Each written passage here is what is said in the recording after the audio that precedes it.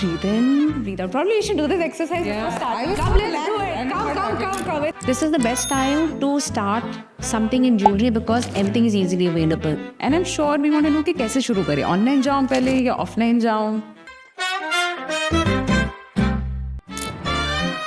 Very well picked to just बहुत exciting.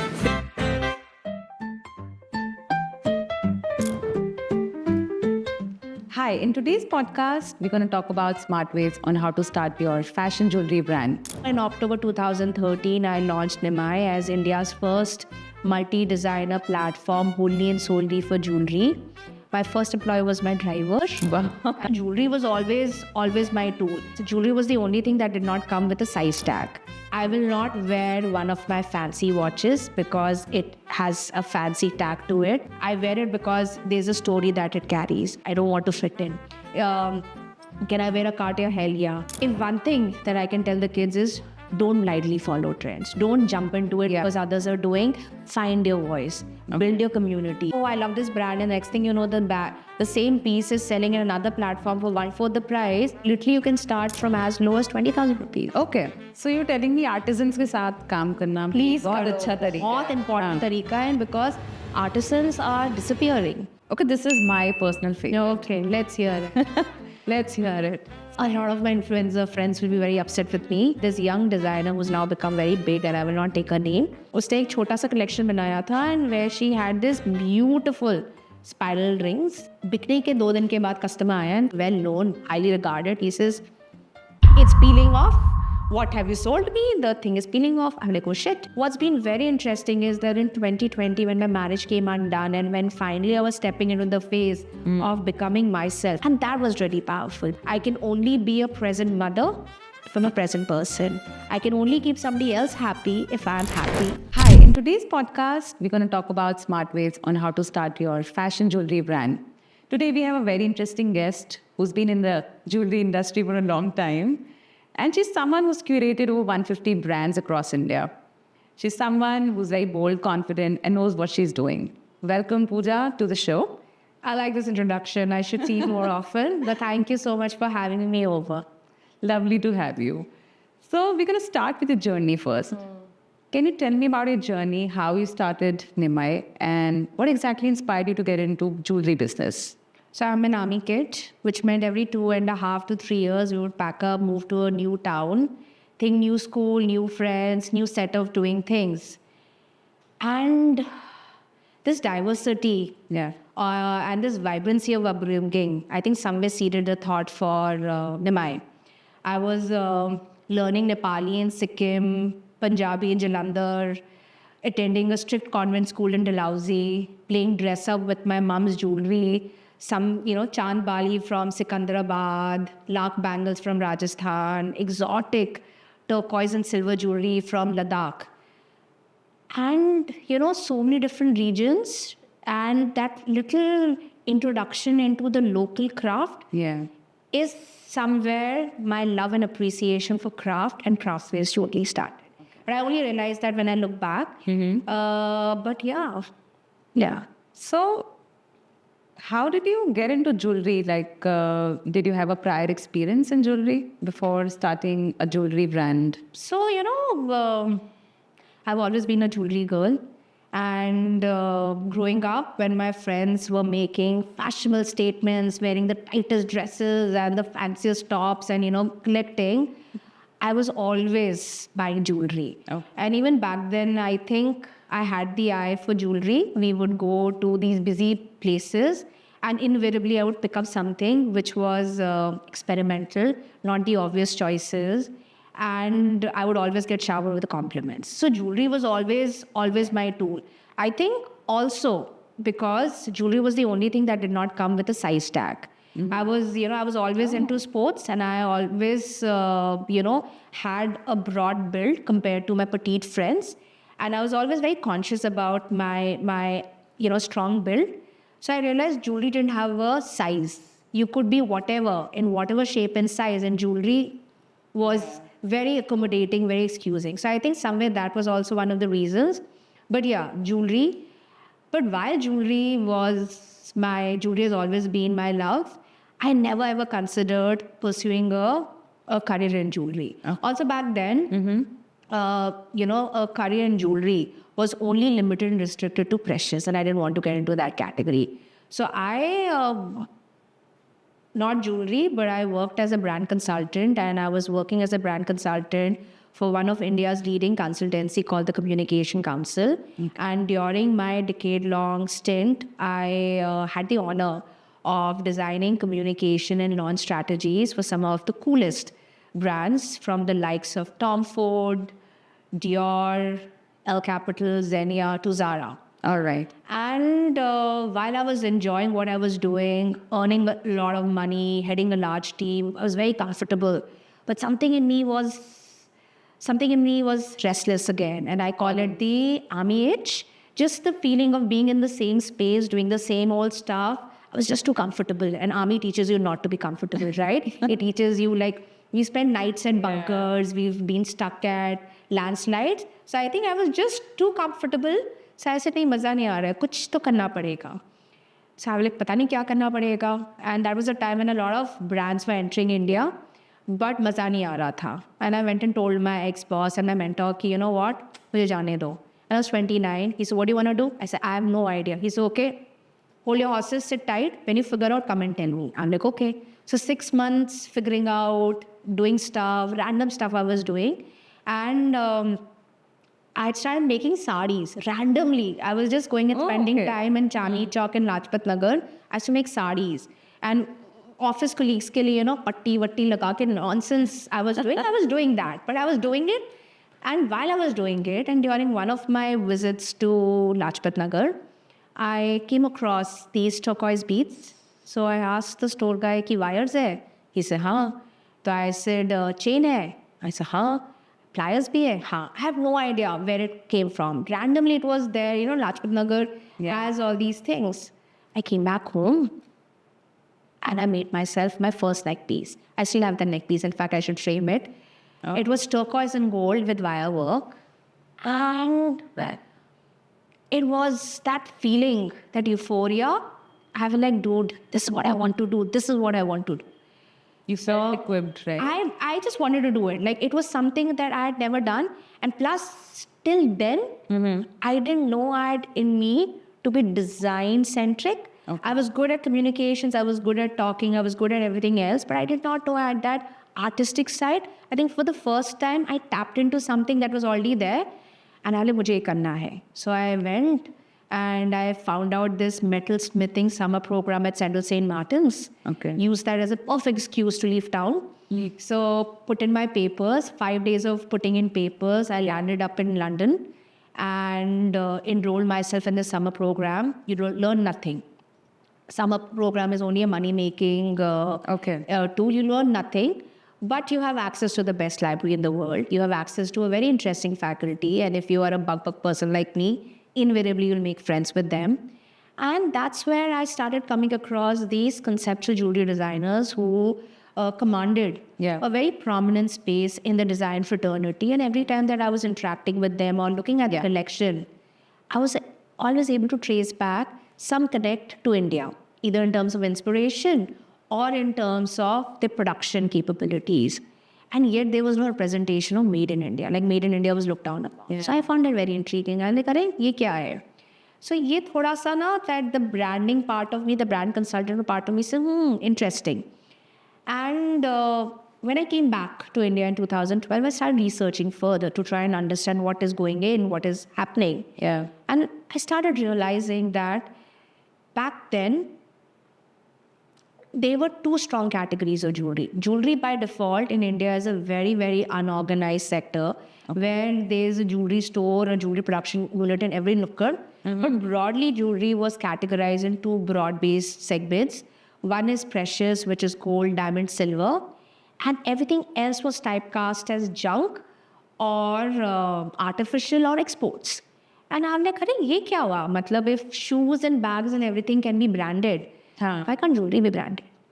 So I'm like, wow, ye maza aaya. So I researched further. And more I researched, I came across these designers. And I realized that they didn't really have a space which would give them the space to showcase their work. Yeah. So they were getting in their business by producing from the West, international markets. And while they were making good money, but the creative part of them was hungry because there was no visibility and credibility being drawn back to them. So I was like, oh, wow. And then on my research, I realized that, oh, India didn't really have a platform or a destination which brought together work of these fashion / contemporary / concept jewelry designers all under one platform. And I was like, wow, will I be India's first? And I got to know that, yeah. So 7 designers, and those designers were far more excited than me that, oh, wow, finally somebody's doing it. And that's how in October 2013, I launched Nimai as India's first multi-designer platform wholly and solely for jewelry. My first employee was my driver. Wow. And that little passion project then snowballed to become what it is today. Today, we've had the sheer pleasure of representing over 150 jewelry designers from different walks and talks of India. And we've had some amazing media attention drawn to our business. And the story is just about getting started. You started from one store in Shapurjat, right? One tiny store in Shapurjat. And from Shapurjat, we moved to another space in Shapurjat, which was 3,000 square feet. From that, moved to Vasant Vihar, which was a bad idea. The business tanked and my cash flow dipped. Okay. And then in 2020, we opened in Khan Market. And that was also the time when my marriage was coming undone and I had just become a mom. So there were too many things happening in my personal front. Mm-hmm. So Khan Market became a good space because the business was still businessing and it was still flourishing. And my team, which I have a brilliant team, they were running the show. And for 5 years, I was able to sort out my personal space, telling myself when I'm back, I'll be back. Now I feel I'm back. And hence Nimai 2.0. And that's why we moved away from blue and gold, which were brand colors, to red and silver, which is power, Devi, Shakti, blood, love, everything. If I were to start a brand today, do I start online or offline or both? What are the smart ways to go about it?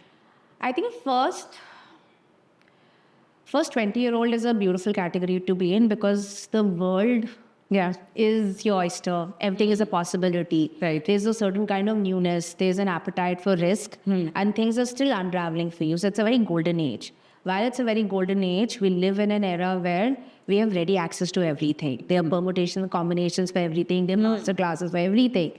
A lot of AI tools. A lot of that. And they are tools which we didn't have access to, which I didn't have access to growing up. Now, what it does is that while we have access to so much information, but that knowingly and unknowingly also starts clouding your mind. I think the first and foremost thing that you need to start something is to have an interest and an aptitude for it. Okay. There are always 2 categories of people. One is an entrepreneur who is a pure entrepreneur who's looking at creating a brand out of a gap in the market, raising mega bucks, selling it, making his money, and starting something new, creating business. And the second category is a creator who's passionate, who's a dreamer, who believes, has a lot of ideas and wants a platform to bring those ideas to life. Nimai likes talking to that category of people. Like Pooja likes talking to that category of people. So, when I talk to that category of people, I say the first and foremost is to have an aptitude and an appetite for something. Right. Create something that you enjoy. Because when you enjoy something, it's coming from the purity of what you're building. It's also coming from a lot of things that you like and dislike. That becomes a beautiful foundation to start something. And when you talk to a lot of successful entrepreneurs, you'll always realize that the product that they created comes from a certain lack that they felt. So that becomes the best place to start from. The second place to start from is that once you've identified a gap or a product that you want to get into, don't be in a rush to start. Don't be in a rush to be in a rat race, because once you're in the rat race, then you're running. This period of creating research and design, research and thought is the most important phase that helps you build something that is here to stay. Because the amount of research that you put in and understanding the product that you are building it shows. Yeah. And while that's important, yet don't be a perfectionist. Don't say that I will only bring a product into the market when it's fully ready, because the product will never be ready. What you like today, you may not like tomorrow. What you like tomorrow, may become obsolete the third day. Right? So I think, like, if I have to summarize it, first is aptitude, appetite. Second is build a product which is beautiful, which is good, launch it.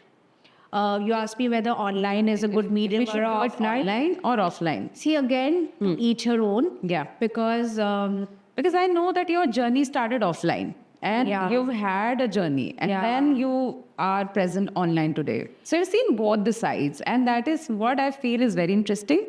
And I'm sure we want to know कि कैसे शुरू करें, online जाऊँ पहले या offline जाऊँ? that's a very interesting question. Yeah. It's a very interesting question, and I've often asked that question myself, that if I had to do it all over again, what would I do? Right. Again, I'm not really a good example because I'm a pangebaz. Like, I have this certain kind of resilience in Deedpand where if I work with visuals. For me, a visual is a blueprint. Yeah. When I have that visual in place, when I have the vision in place, I'll take whatever it takes to make it happen. Many a times it's not the right way of approaching, but it has worked for me and it's been working for me. For you. You have stores in Delhi, in the heart of Delhi now. Yeah. Since 2013, you sustained and you're growing. You just launched I 2.0. Yeah. You're definitely doing something right. I like that. I need to hear more of that, especially with Nimai 2.0. Yes, you are, and that is why I thought it's the right thing to ask. Yeah. Okay, offline versus online. I think in today's time, online, yes, Okay. because the investments are limited. Right. You can literally start online from your bedroom. Okay. So I think online is a good space to start from because it helps you, and because of we have so many tools that we have easy access to. You have all your editing tools, you have your social media tools. Right. There's a lot that can be created. So I think in today's time, online becomes a good space to start from. Yeah. Good space to gauge what is happening. Sure. But I'm a firm believer, for a product to become product, for a product to become memorable, touch and feel is very important. Yeah. And especially while we are in the digital age, but the beauty of touch and feel, And the how it beauty, feels, how how it it feels, and everything. what it induces. So, for example, when I see you in that pair of earrings, if I saw the same pair of earrings in a campaign, it would look very different on a model versus a person who's a living, breathing person who's talking. The way it moves. So I feel it always has to be a good mix of online and offline. But for a 20-year-old who has limited access to funds, a lot of dreams, a lot of aspirations, I think online becomes a good space to work with, because online also leads to a lot of online dialogues. Basis that online dialogue, you're able to tweak and further tweak your product, which then helps you create a product which has takers in the market. I think when you know the product has takers in the market, then one of the biggest mistakes which a lot of young kids do is that the minute they feel that, they've hit the pulse, the product has takers in the market, either they go and increase the pricing or they flood the market with 20 new categories.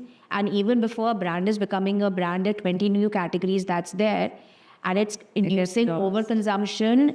The brand is becoming its own bottleneck because it has so many new inventories coming that a consumer is unable to say that, this belongs to this and this belongs to this. Correct. Also in jewelry, it's very important because, at the end of the day, India is also the world's second largest manufacturer. So every nook and corner has jewelry. They are wholesalers, they are aggregators, they are exporters, selling export surplus. So for designers or people who are starting something new, it's very important to still find a voice and a place to command. And I think that voice and place to command only comes when they genuinely involve themselves in the process of design.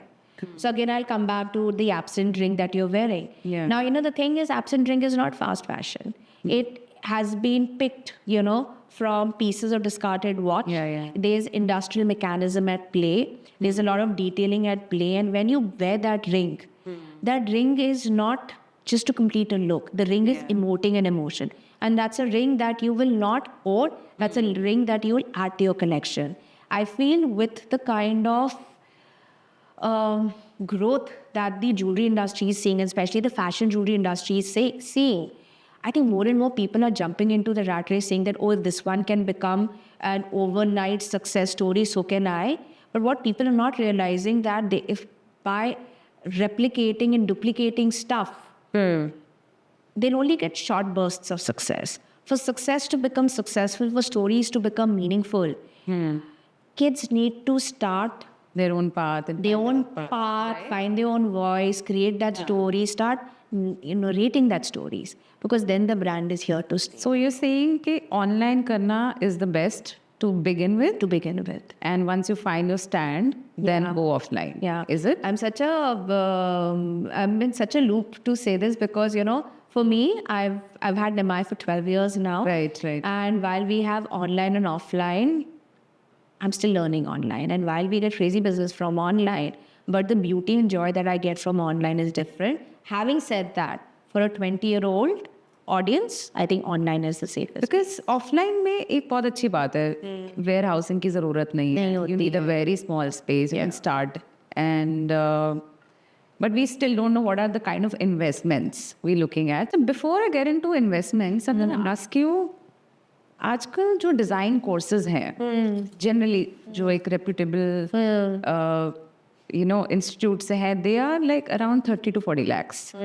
So it's a hefty amount to pay. So do you think paying a hefty amount for a degree or diploma to start a jewelry brand makes sense, or is there any other smart way to go about it?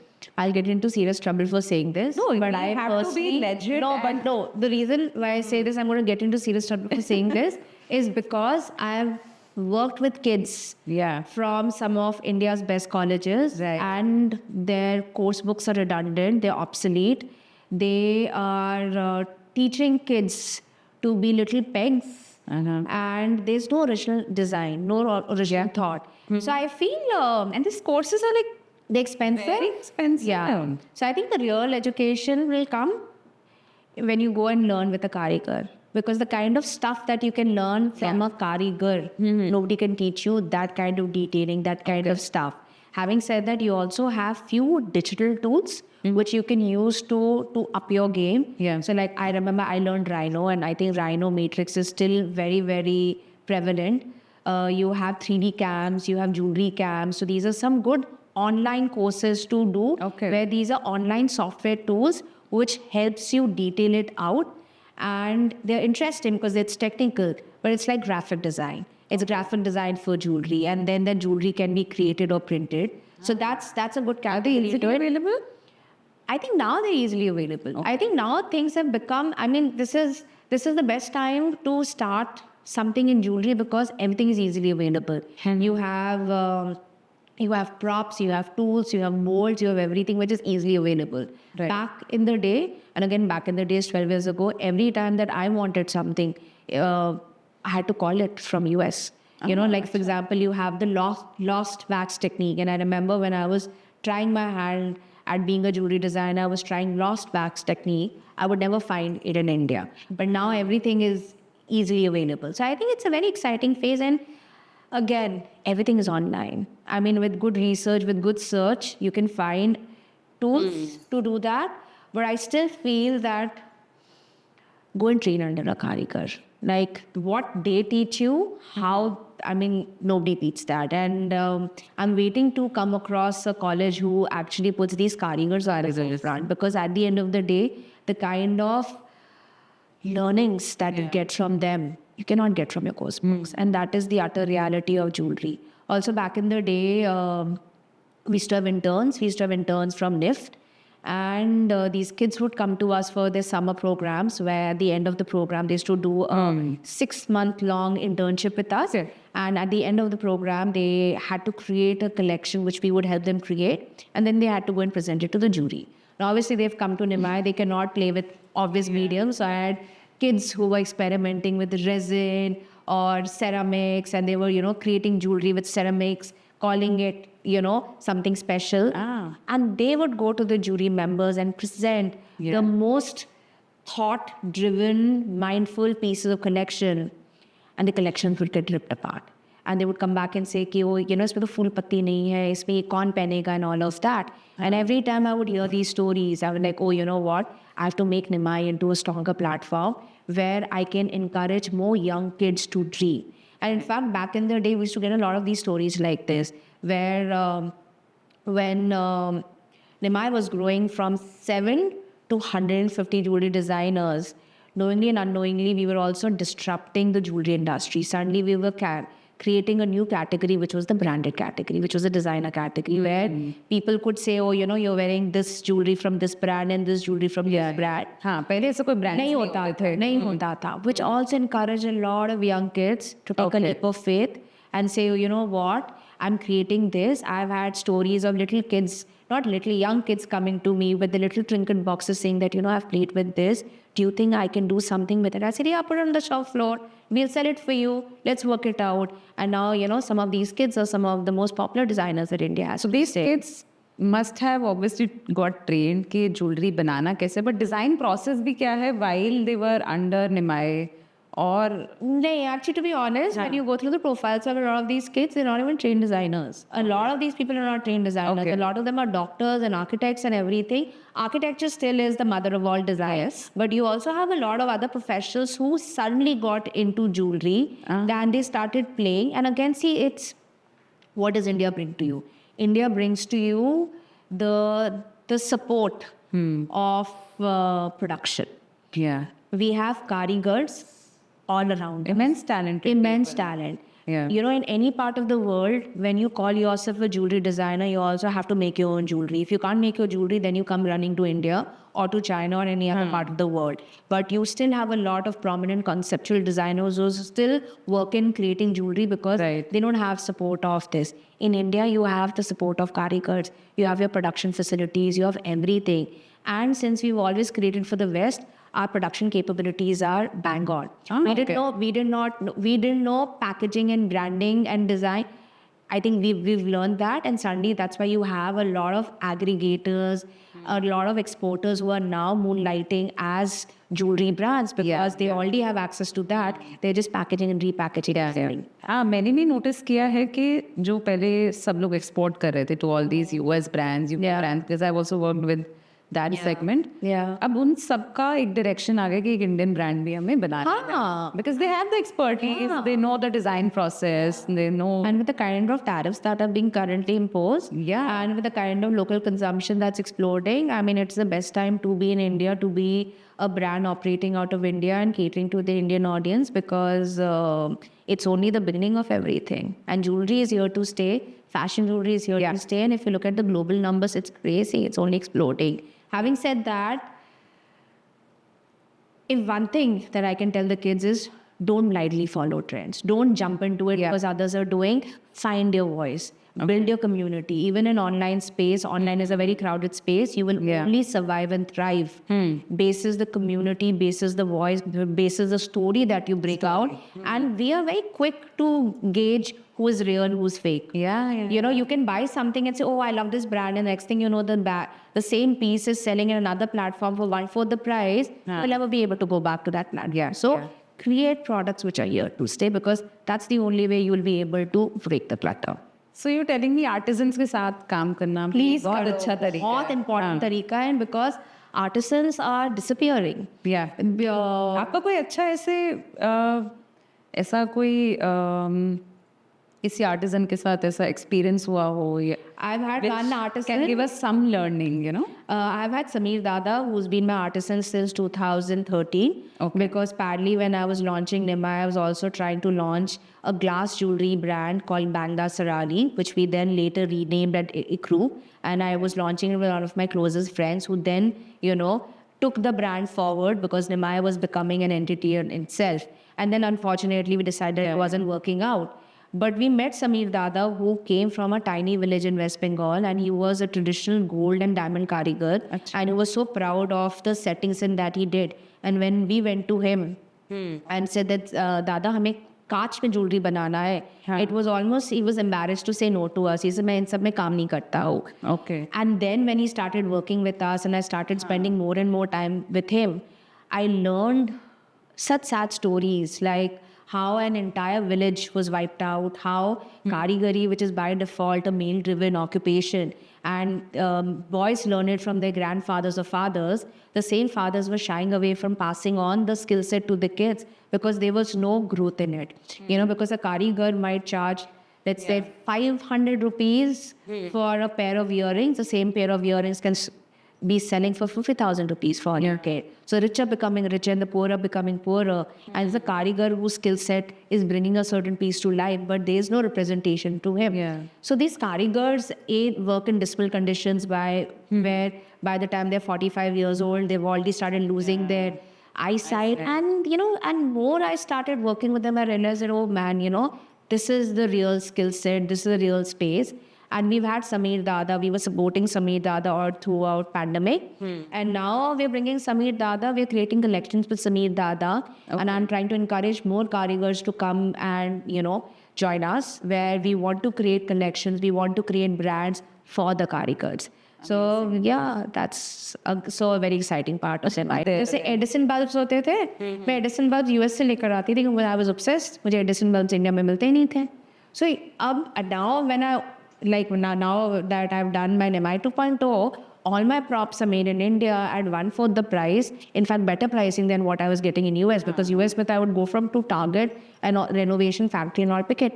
Now you get everything. पहले कुछ भी नहीं होता था. So you were telling me something about how much you had to really struggle and juggle in your early days. And एक और gap हम देख रहे हैं कि जो नए बच्चे हैं वो उतना नहीं करना चाहते because everything is available. हाँ. So नए बच्चे बहुत comfortable हो गए. I think the new kids, they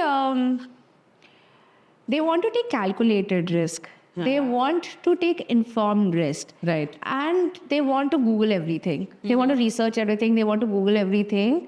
And because of which they're unable to take the leap of faith. And sometimes the magic is literally a step away but from that you have to take the largest leap. And वो लेना नहीं चाहते, घबरा जाते हैं. हमारे time पे access नहीं होता था.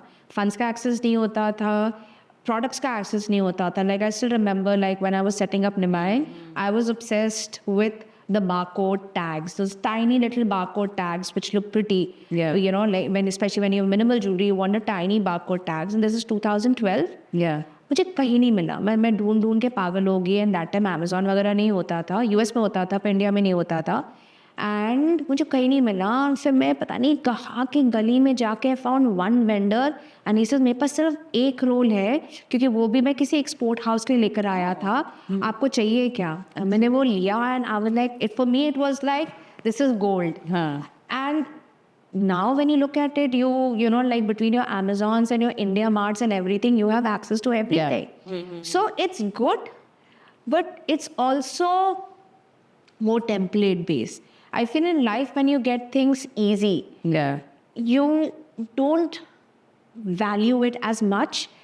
You always are eager to move on to the next because you haven't worked hard. And again, I don't endorse hard working. I endorse smart working. I endorse intentional working. I'm not asking you to become Koluka Bell, but I'm still saying that put in the minute, put in the work. Don't be bogged down by what others are doing, what others are sewing, what others are creating. Because when we create so much noise, it only gets noisy. At the end of the day, if we have an energy pool, and if we use that energy pool constructively to build something meaningful, it'll only end up building something meaningful. Right. So I think it's an interesting time and it's a challenging time. And kids today are so intelligent. They're so well aware. I mean, my 6-year-old son, the kind of stuff he does to my cell phones, then I have to undo it. And I'm like, what buttons did you press? I know. How did you customize this? What happened here? Yes. So I think it's nice. And also, what's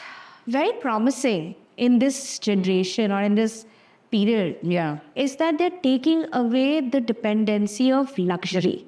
And you know, like I worked as a luxury brand consultant, and I know that the kind of monies was spent to look a certain way, to fit into a certain perception of how you want to be perceived,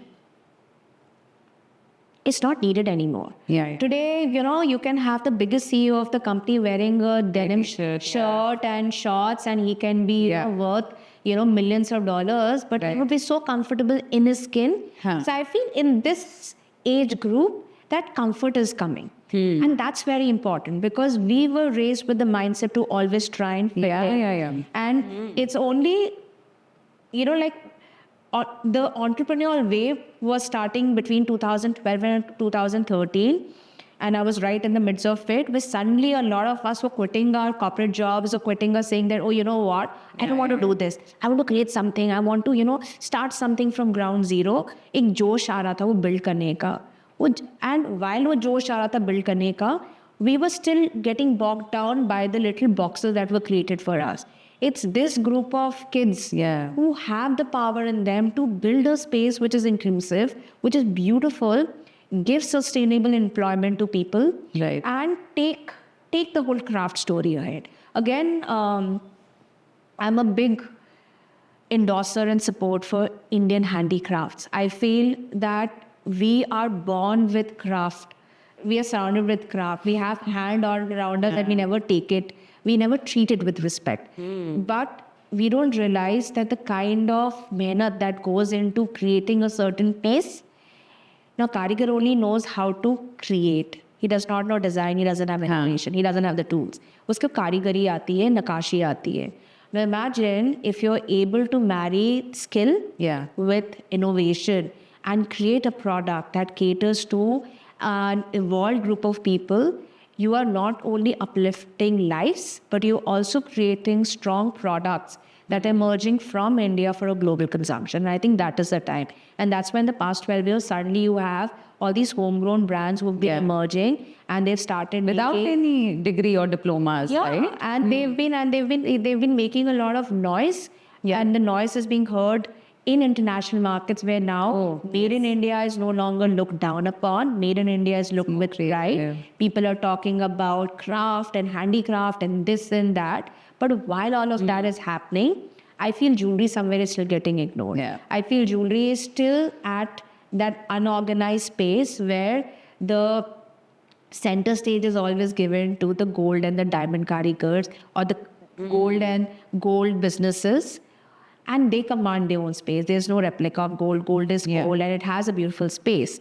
But there's also space for a lot of experimental designers and artists to join forces with these karigars to create stuff which goes way beyond it. So, for example, the pair of earrings that you're wearing, technically you will be buying this pair of earrings from a vintage space because it has a very vintage Victorian vibe to it. Now imagine here you have an Indian designer who has taken the same ethos of vintage jewelry and created jewelry which is beautiful, but at the end of the day, you will see traces of meenakari, you will see traces of nakashi, which you're proudly wearing. So it's literally like a piece of modern India that you're wearing on your ear. So it's literally that, right? So we're not endorsing कि हम course नहीं करना चाहिए, but we should. क्या करना है हम लोग? एक course करना चाहिए हम बस.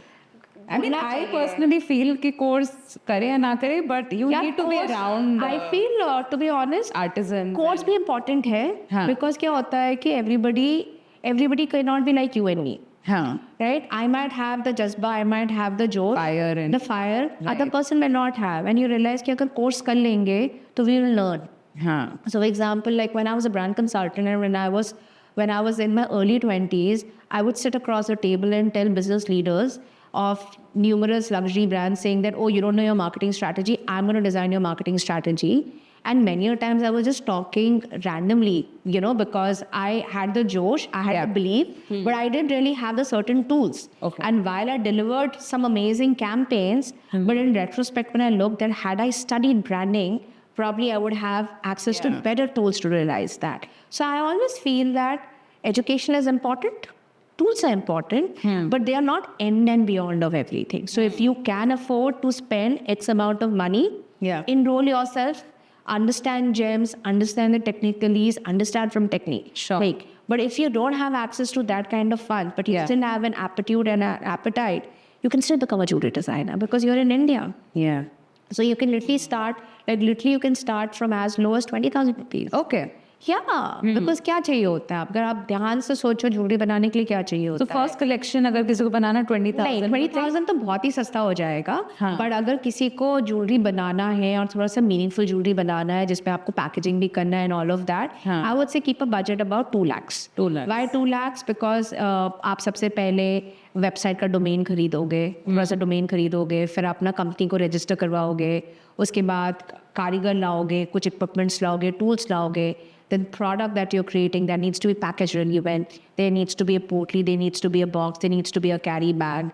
You know, आप थोड़ा सा ब्रांडिंग प्रॉप्स लाओगे, थोड़ा मार्केटिंग करोगे। ये सब आप जो बता रही हो ऑनलाइन सेगमेंट के लिए? मैं अभी I am talking your language is online language because the minute I go offline is expensive because offline is also inventory heavy, ठीक है। Offline is also fix cost. यार आपके पास फिक्स कॉस्ट नहीं है, बहुत वेरिएबल कॉस्ट है।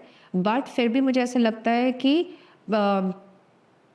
1 to 2 lakhs, I would say 2 lakhs would be on the safer side because then you can, you need good photographers. If you can do photography yourself, again, like I said, there is not one rule that fits all. So, but that little push helps you create something which helps you bring that product from thought to reality.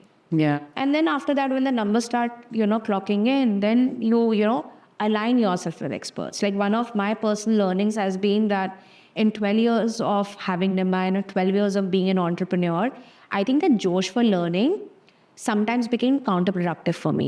So for example, like when the whole e-commerce boom was happening and everybody was talking digital marketing, I wanted to study digital marketing. I started doing digital marketing also for Nimai. Then I wanted to, learn graphic design also. I started doing graphic design also for Nimai. So there were days when if I had to go for important meetings or if I had to crack important business deals, here I was sitting and doing digital marketing on my firm or creating a campaign, which I thoroughly loved and enjoyed. But now that I look back at it, you have to delegate and bring in experts where needed so that the skill set that you have, you are able to utilize it optimally. But that comes at a later stage. Abhi ke liye ye. So actually my next question was about investment only. हाँ, अगर किसी को अपना एक jewellery brand start करना है offline and online, तो कितना इन्वेस्टमेंट लगेगा? और it will be very interesting to know the bifurcation of each category कि सपोज ऑनलाइन स्टार्ट किया तो कितना लगेगा, offline see again, online and offline se better. I think the right place to start would be definitely have an online presence. Okay. And for the first year, don't get bogged down by fixed costs in the form of a retail space. Instead, go and participate in pop-ups. Go and showcase your products to people that you want to talk to, people who you feel will be good candidates for your brand. Yeah. And nowadays pop-ups don't do your regular run-of-the-mill pop-ups because they are also dying because now there are too many. But do conceptual pop-ups. Okay. Pop-up in a store, in a gallery, in a bookstore. Again, basis the target audience that you want to talk to. But that pop-up also helps your brand get touch and feel, also brings memory, also builds a little bit of recall to your brand, which also induces online shopping for you and which also leads to a lot of discovery. So I think for the first year, online more, offline pop-ups. Okay. After pop-ups, again, you have marketplaces, you have multi-designer platforms like mine. While Nimai is India's only multi-jewelry designer platform, but you have other multi-designer platforms like an Organ and Onsom and Azza. They have a very, very strong jewelry category as well. So there automatically you are supply. Okay. There you're still not getting bogged down with rentals and this and all of that, but you're tasting what it feels like to have an offline presence. And then if you feel that your product is becoming powerful, it's reaching the certain numbers that you had projected and you want to take it to the next level, then get a retail space. Okay. Because again, I think the whole online cycle is also going 360. People want to still be in the retail space. Okay. Right? But again, don't go to a regular mall. Usually should be 1 year. हाँ, मतलब पहले ज़माने में ज़्यादा होता था, आज के ज़माने में 1 साल काफ़ी है। एक साल में आपको पता चल जाएगा you're here to stay or here to make your money and wither away. Having said that, in jewelry, you will always make money because the margins are good. Okay. Because, karigars. So more respect to karigars because designers don't pay karigars well. But while the margins are good, pay your karigars well. Let them have a comfortable life so that they can also carry forward the art form for you to continue creating. Sure. But still the margins are crazy in jewelry. And you make your money, grow your brand, and then, bifurcate and then get your... Tell me, ये जो pop-ups है, are they like straight away you have to pay for them, or they can also be on commission basis? It again depends. Again, like for us, I think I launched Nimai at the right time where a lot of other people were also launching. So in our initial years, I would say the first 5 years, Nimai never really had to pay a single rupee for anything. We only worked on collaborations. Even when we worked with content creators, we didn't have to pay a single rupee. We were collaborating with them to create campaigns. So for us, that was a good period time where we were as frugal as one could be and more impactful than somebody who was pumping in money. But now the times have changed, of course. So again, a pop-up will collaborate with you on a margin basis if your product is outstanding. If your product to be outstanding, you have to spend time in researching, in breaking the clutter. If your product has not broken the product and it's run of the mill, then your product will be an addition to what is already there in the market. So there's always skin in the game, and at the end of the day, interest level also soars from the product that is being created. So especially for jewelry and the unorganized sector that we are in, I always tell people design first. It has to be, yes, it can be intentional, it can be thought driven. So when we talk about other aspects like, is it sustainable, it is artisanal, it's handcrafted, it's beautiful. It's coming from a space of heart. But at the end of the day, when a layman looks at it, the layman is still looking at the design. So I always say design first. Everything else is a gift that you're giving to people.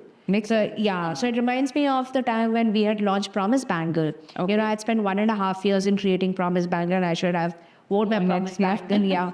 But when we had launched Promise Bangle, and Promise was a very, very special project that I had launched in 2018, and I had started work on Promise in 2016. And Promise was a product that was dedicated to Lakshmi Agarwal, and who's an acid attack survivor and an activist. And we had said that we will give 7% of our proceeds to Lakshmi. And the Promise Bangle came with a secret compartment where you could handwrite a promise to yourself or to a loved one and wear it as a constant reminder to yourself. And since I wanted people to wear the Promise Bangle, and at the same time, I didn't want people to spend too much money in buying Promise Bangle, hence it could not be gold and silver. So I worked with stainless steel, and I worked with a special plating, which is PVD, which is now very, very prevalent. But in 2016, only the jewelry manufacturers knew. It's the same plating that goes on watches. And I said, wear the Promise Bangle. So even before I got the bangle into the market, I wore the Promise Bangle for 2 years to see whether the sheen stays, does not stay and all. And then we launched Promise into the market. And there again, my focus was design first. While we were, giving proceeds to an acid attack survivor, while there was a beautiful narrative and story behind it, for a layman, the first place that they were buying was not out of pity, was because it was a well-made piece of jewelry. I think that is very, very important. Because, again, words like handcrafted, sustainable, artisanal, they're overabused words. Create something first which has a lot of heart, a lot of love. Let that, it should show. Okay, I'm going to circle back into investments again. We discussed how much investment it's going to take in an online model. But for offline, how do we go about it? Any tricks or hacks that you can share with your learnings that can help me open up a store? See, offline space is a tricky space, but offline space is a space that came pretty naturally to me. One of the reasons why offline space came very naturally to me is because when we were starting Nimai, an obvious choice would have been a mall. And back then, Select City was just about, it was there, it was popular, the usual malls or usual markets. Think back then, you had GK1 in Block, you had Vasant Vihar, you had all these places. But I realized that those were high rental places, and I was not ready to start in a space which is a high rental space. I first wanted to understand what it takes to get there. So I opened in Shapoorji. Now, Shapoorji in 2012 was very different from what it is now. Back then, Shapurjat unknowingly had become home to a lot of people who were quitting the job to start something of their own. So Shapurjat had a very multicultural experience to it. There were these artisanal stores, there were these vintage stores. So it almost had like a very Brick Lane / Soho vibe to it. Yeah. And because of which, in the early period, Shapurjat got a lot of visibility. And good fortune for us as we opened in Shapurjat around the same time. So with that came a lot of people who came from different places. We had a lot of tourists, we had a lot of travelers who came to us because they came to Shapurjat. So Shapurjat became a good space for us to understand. And then from there we moved. But in today's day and time, if you have to open an offline space, then the first space that you have to look at is that the product that you have, the audience that it caters to. When I speak Delhi specifically, Delhi either has markets or has malls. Besides markets and malls, there are very few places in Delhi where there's a destination vibe. Dhanmil is one. Shapurjat is still there, but now it's more designer ripoff, more mass stuff. Hoskas Village at one point of time had that vibe. Meher Chand, but it's closer to Khan Market, it's expensive. But the idea is that when you're starting out, it may not be a bad idea to set a space in still a remote space where it can double up as a studio / a storefront. I've always wanted to do that, right? Have a factory outlet, factory space, and having a storefront where people are coming to you, but you're also producing. So you're able to take it into, understand. Because running a store needs a lot more. They are fixed. There's rental, there's electricity, there's staff, there's maintenance, there's a one-time setup cost. There's a lot of stuff that goes in. So start with still a small space. Right. Basis how it is doing. Then move to a space where your target audience shops. But then be ready for a major upgrade. Because if you go to any space in Delhi, Khan Market again is not a reference point because Khan Market is the most expensive real estate now I think I would say in the world because the rentals are obnoxiously high. So I'm not using Khan Market as an example. It took us 12 years to reach here. But when I look at other spaces, your rental can be anything between 1.5 to 3 lakhs basis the space that you're getting. Yeah. There again, I love the idea of two brands collaborating with each other where you don't have to carry the weight yourself. Get two complementing brands to coexist, which also encourages people to come to you for different things. So even back then, when in Shapurjat, my second store was in collaboration with Greener, which is my ex pens. So there, the whole culture of a store and a cafe just lend a different vibe to it, a different flavor to it. And I think people like that. People like going to, and for me, that's what I've always enjoyed about retail. That retail should not only be about shopping. Retail can also be a space where you just relax, read, and all of that. Now, obviously, in a lot of my old stores, we had the luxury of space because my stores were 3,000 square feet. In Khan Market, we are shoebox size. So, but in that also, the whole experience that we try and build, especially with Nimai 2.0, is that think of it as a gallery / museum of jewelry, where even if you don't feel like shopping, when you walk around the store, you should be introduced to the different skill set the designers have, the craft that they're playing with. There's a little bit of a dialogue, Khan Market mein tay kar sakte ho, zyada kar nahi sakte ho, but in other places you can do that. In fact, the lovely space that you have, imagine a space where you have co-working, there's a cafe, there's an apparel brand. It can also be used as a pop-up space. And people like doing that. People like going to spaces where there is more than just unit economics. If it's only transaction based, वो boring हो जाता है. उसके लिए आपकी commercial brands है. So I think, So I'll just give you a heads up. We'll talk about margins and break even now. हाँ, Jewelry as a category is a high margin or a low margin industry. And how long does it take to get a break even in the business? See, again, it all boils down to how much you're investing and how much you're spending in marketing. But jewelry is a very, very profitable industry where the margins can be as high as 45 to 80%. Oh, okay. Based on the price points. And your net margin and gross margin obviously will be different. But even if you look at the gross margin, Yeah. it will be very, very handsome because again, what goes into making jewelry versus how it's sold, the gap is always higher. So imagine a 40 to 80% margin Yeah.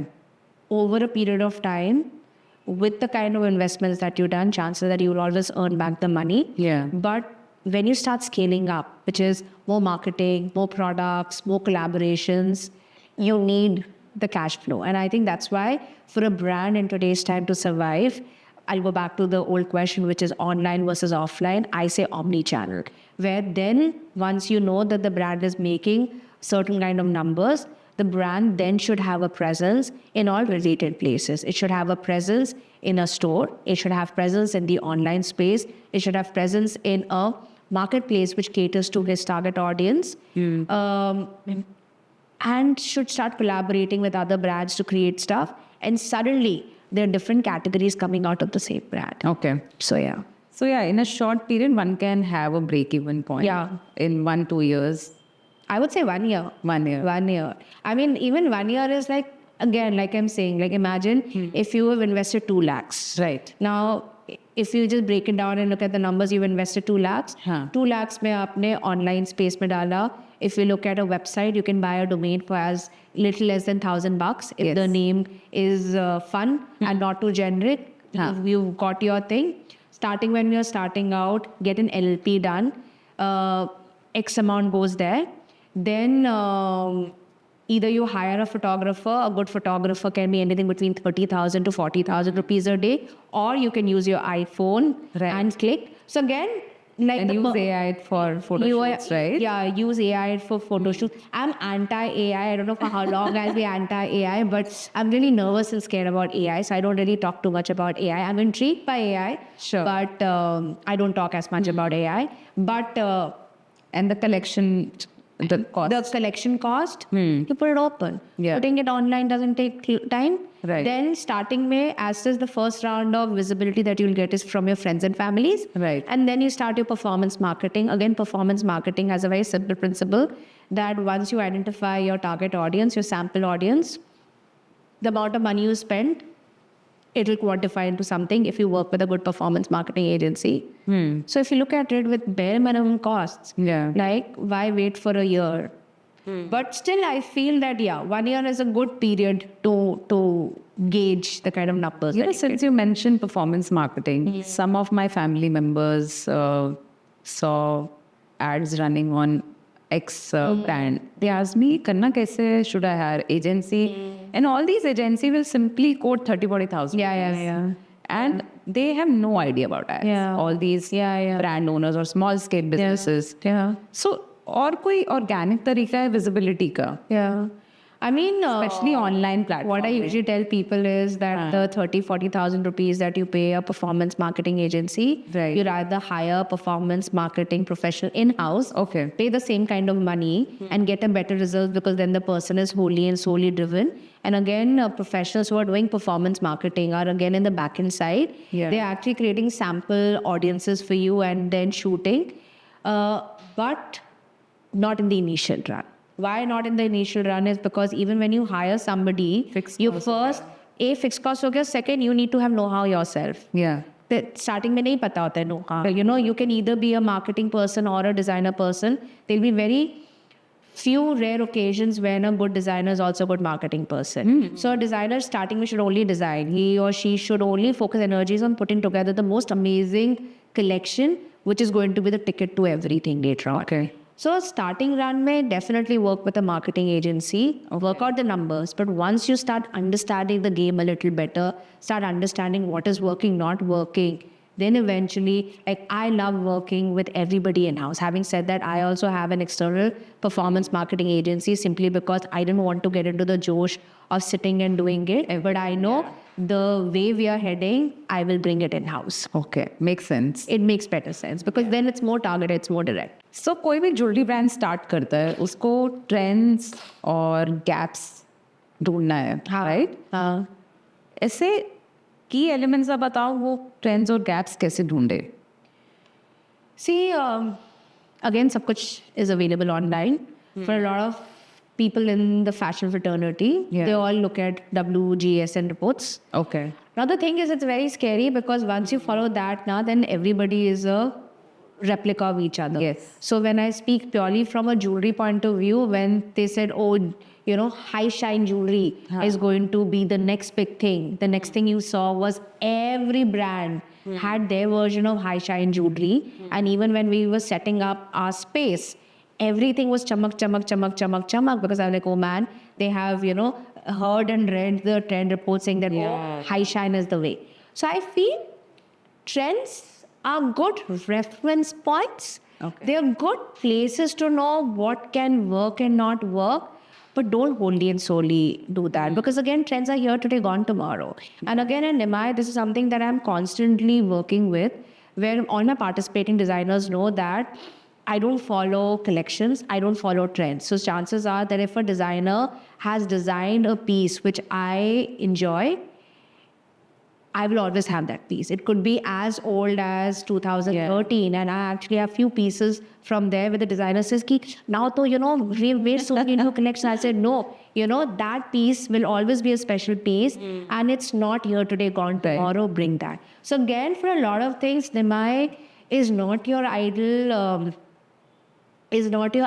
sample study, but it's also great space for people to remind that it's okay to swim against the tide.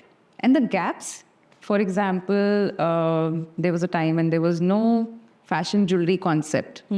And as we just discussed, सिर्फ artificially बोलते थे. So वो एक moment तो आया है. आया, definitely आया. So वो gap जब लोगों ने ढूंढा, तो वो एक gap कैसे ढूंढा जाता है? I think gap, people started realizing, like when I look at that, people started realizing, I think Nimai also somewhere contributed to the whole disruption. I need to start saying that with more confidence and pride, because I know for a fact that Nimai did. And we actually at one point of time, when we did a little bit of a media analysis to try and see the kind of content that we had generated, we were sitting at 40 crores. And this is 40 crores worth of media content that was generated talking about the sheer landscape of how jewelry as an industry was changing and evolving in India. And this is without spending a single money, because at Nimai, we never had to pay for our content. Also because I came from a public relations background. But we knew for a fact that the reason why a lot of media houses, a lot of publications, right from a Wall Street Journal to a New Yorker, to a Lonely Planet, were interested in talking about this is because this space was emerging. We've always had the production capabilities. We've always created for the world. But for the first time, that production capability was used to create brands for local consumption, which was amazing. So, I digress. What was I saying? So, how can one decide that ये तो gap है jewelry market में, मुझे ये चालू करना चाहिए, you know? See, gap, I think with you know क्या होता है कि पढ़ाई is awareness. Research is awareness. The thing is that an enterprising person, a smart person, a person who has pulse on what to do, what not to do, can find magic in the mundane. You can be reading a newspaper article or you could be reading a blog, and suddenly you'll find something that will speak to you. And the only way to find further is to research further. For me, the thought of Nimai started from that fact. For me, that whole connecting the dots started from the fact that first, the little Kida came from the fact that, oh wow, you know, India such जगह है, पर made in India का representation क्यों नहीं है, jewelry especially. Second कीड़ा आया कि जब लोग Indian jewelry सोचते हैं, especially in the global markets, they always look at traditional jewelry. And of course, traditional jewelry is beautiful and it commands its own space. But there was also a category of experimental designers who said that नहीं, हमें सिर्फ traditional नहीं पहना है, हमें experimental पहना है, हमें contemporary पहना है. So that became the second, you know, like second dot that came. Third dot that came when I researched and realized that there was no platform. And back then, all these multi-designer brands who've been here much longer than Nimai, they didn't treat jewelry with respect. So you walked into any of these multi-designer stores, jewelry was always a small category. Even a lot of lifestyle brands, when they were launching in India, jewelry and accessories were a very small category. It's only in the recent past that accessories is big. Yeah. But otherwise, any international brand would have gigantic accessories collections internationally, but India वो छोटा सा एक कोने में होता है. Right. So those, and again I'm a brand consultant. I work like I live and breathe brand. So I start saying ये कुछ है. I see ये तो बहुत मजेदार है. And just I think as you know, when you're in public relations, the joy of doing India's first, world's largest, biggest, tallest, biggest. Yeah. Somewhere I was like, wow, am I going to create India's first platform? Right. And then I further researched. I was like, you know, I can't lay claim of it. तो बहुत research किया, बहुत research किया. मैंने सोचा shit किसी ने किया नहीं है. फिर मैंने सोचा क्यों नहीं किया है? Then I realized इसलिए नहीं किया है because jewelry is such a high margin industry that technically, if I have the eye, which I know I have the eye, I have the curation. Yeah. I can easily fill Nimai with wholesale jewelry. A Sonica will still come into my store, will still buy, will probably still pay mega bucks to pick up a wholesale jewelry, which another place would be selling at a different place. But there were very few people who were resilient enough to say कि नहीं मुझे वो category नहीं करना है. I still want to create a designer category where not only the designers are involved in the act of designing, they're also deciding the pricing. So at Nimai, all the jewelry that you buy, our jewelry is not marked up. Our designers decide the pricing. We charge a commission on everything that we sell, but it's our designers who price it. I work very closely with a lot of young designers where I help them design their pricing strategy because you have a lot of young kids who will price it obnoxiously. And I say, don't get your brand. Okay. So I usually tell people 3 categories karo. And especially when somebody, and you know, young kids, when they come, when we're sitting and advising ki how should they. So I said 3 categories karo. एक category karo जो आपका प्यार हो. It can be the most outlandish, the most experimental, the most thought-provoking piece that you'll make. Yeah. You may or may not ever sell that piece. Right. But that piece will bring you visibility, will bring you name, fame, and credibility. That piece will become your ticket into the world, your invitation card into the world. That, you know, becomes your hero piece. Then comes the second category, which is the midsection category, which is basically between 5,000 to 10,000, where again, they're aspirational. It has traces of that hero piece. It's different. Not everyone can afford it, so that nobody ends up looking like a clone of each other, which happens in fast fashion brands. Yeah. But still, it is in a space where people who have a certain look and you want to look different will buy that piece. Yeah. That becomes a midsection. The third is the sweet spot, where I encourage designers to go under 2, which is the entry level. That's 1,000 rupees. Which is 2,000. Where I say that this is where will keep your production units running. This is where it'll help you pay the bills, get the numbers, get everything. A lot of people who aspire to buy into your brand, it's that category that will this thing. And what a lot of brands do is they don't glorify that aspiring category. Even a popular brand like an Aishwarya or even Outhouse might have that entry level category, but they don't promote that category because they want people to think of them as the bigger thing. So a good brand should have 3 categories of that, because again, at the end of the day, I feel jewelry is a very inclusive space. You know, your take on jewelry and my take on jewelry can be very different. But imagine the joys of being at a space where both of us have something that caters to our sensibilities and pockets. It's a beautiful space to be. So I think through Nimai, we try and bridge that. Okay. I want to select something from existing designs from suppliers, which is also called white labeling. Yeah.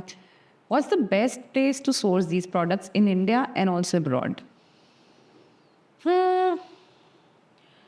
I think the best place to start would be export houses. Okay. Because the exporters are already, and jewelry export houses, because the exporters are already creating products, and a lot of the products are also getting rejected. So for the 10 products that get approved, probably 20 are getting rejected. So they're already sitting on a gold mine of discarded pieces. Now a smart exporter will use that, create collections out, or put it back in the market. But in spite of that, there's always still a lot of waste. So you can do that. But again, you know, like, but one at the brand basis that, because I think, I'm not sure, but you'll be able to tell me better. Because those designs belong to a certain artist or a certain brand. Do you think that can be used? I was actually coming to that because at Nimai, I have very strict Right. onboarding process. And my onboarding process is so stringent that sometimes I get worried that what am I doing? But one of the things that we don't allow Yeah. are white labeling brands, because what happens is that at the end of the day, you're laying claim onto something that is not yours. Is there a thriving market for us? Yes. Yes. Where can people create empires out of it? Yes. Can you create multiple collections out of it? Yes. But does that work with Nimai? No. Because one of the things that I had promised myself while building Nimai is that if I'm a collective platform showcasing works of 150 jewelry designers, my curation has to be so stringent that each designer gets their own space to shine. Now, that can only happen when you are genuinely involved in the act of design. The minute I throw open the floodgates of white label products, my team will be very happy because we'll get better margins. And we'll say, yes, finally she's thinking business.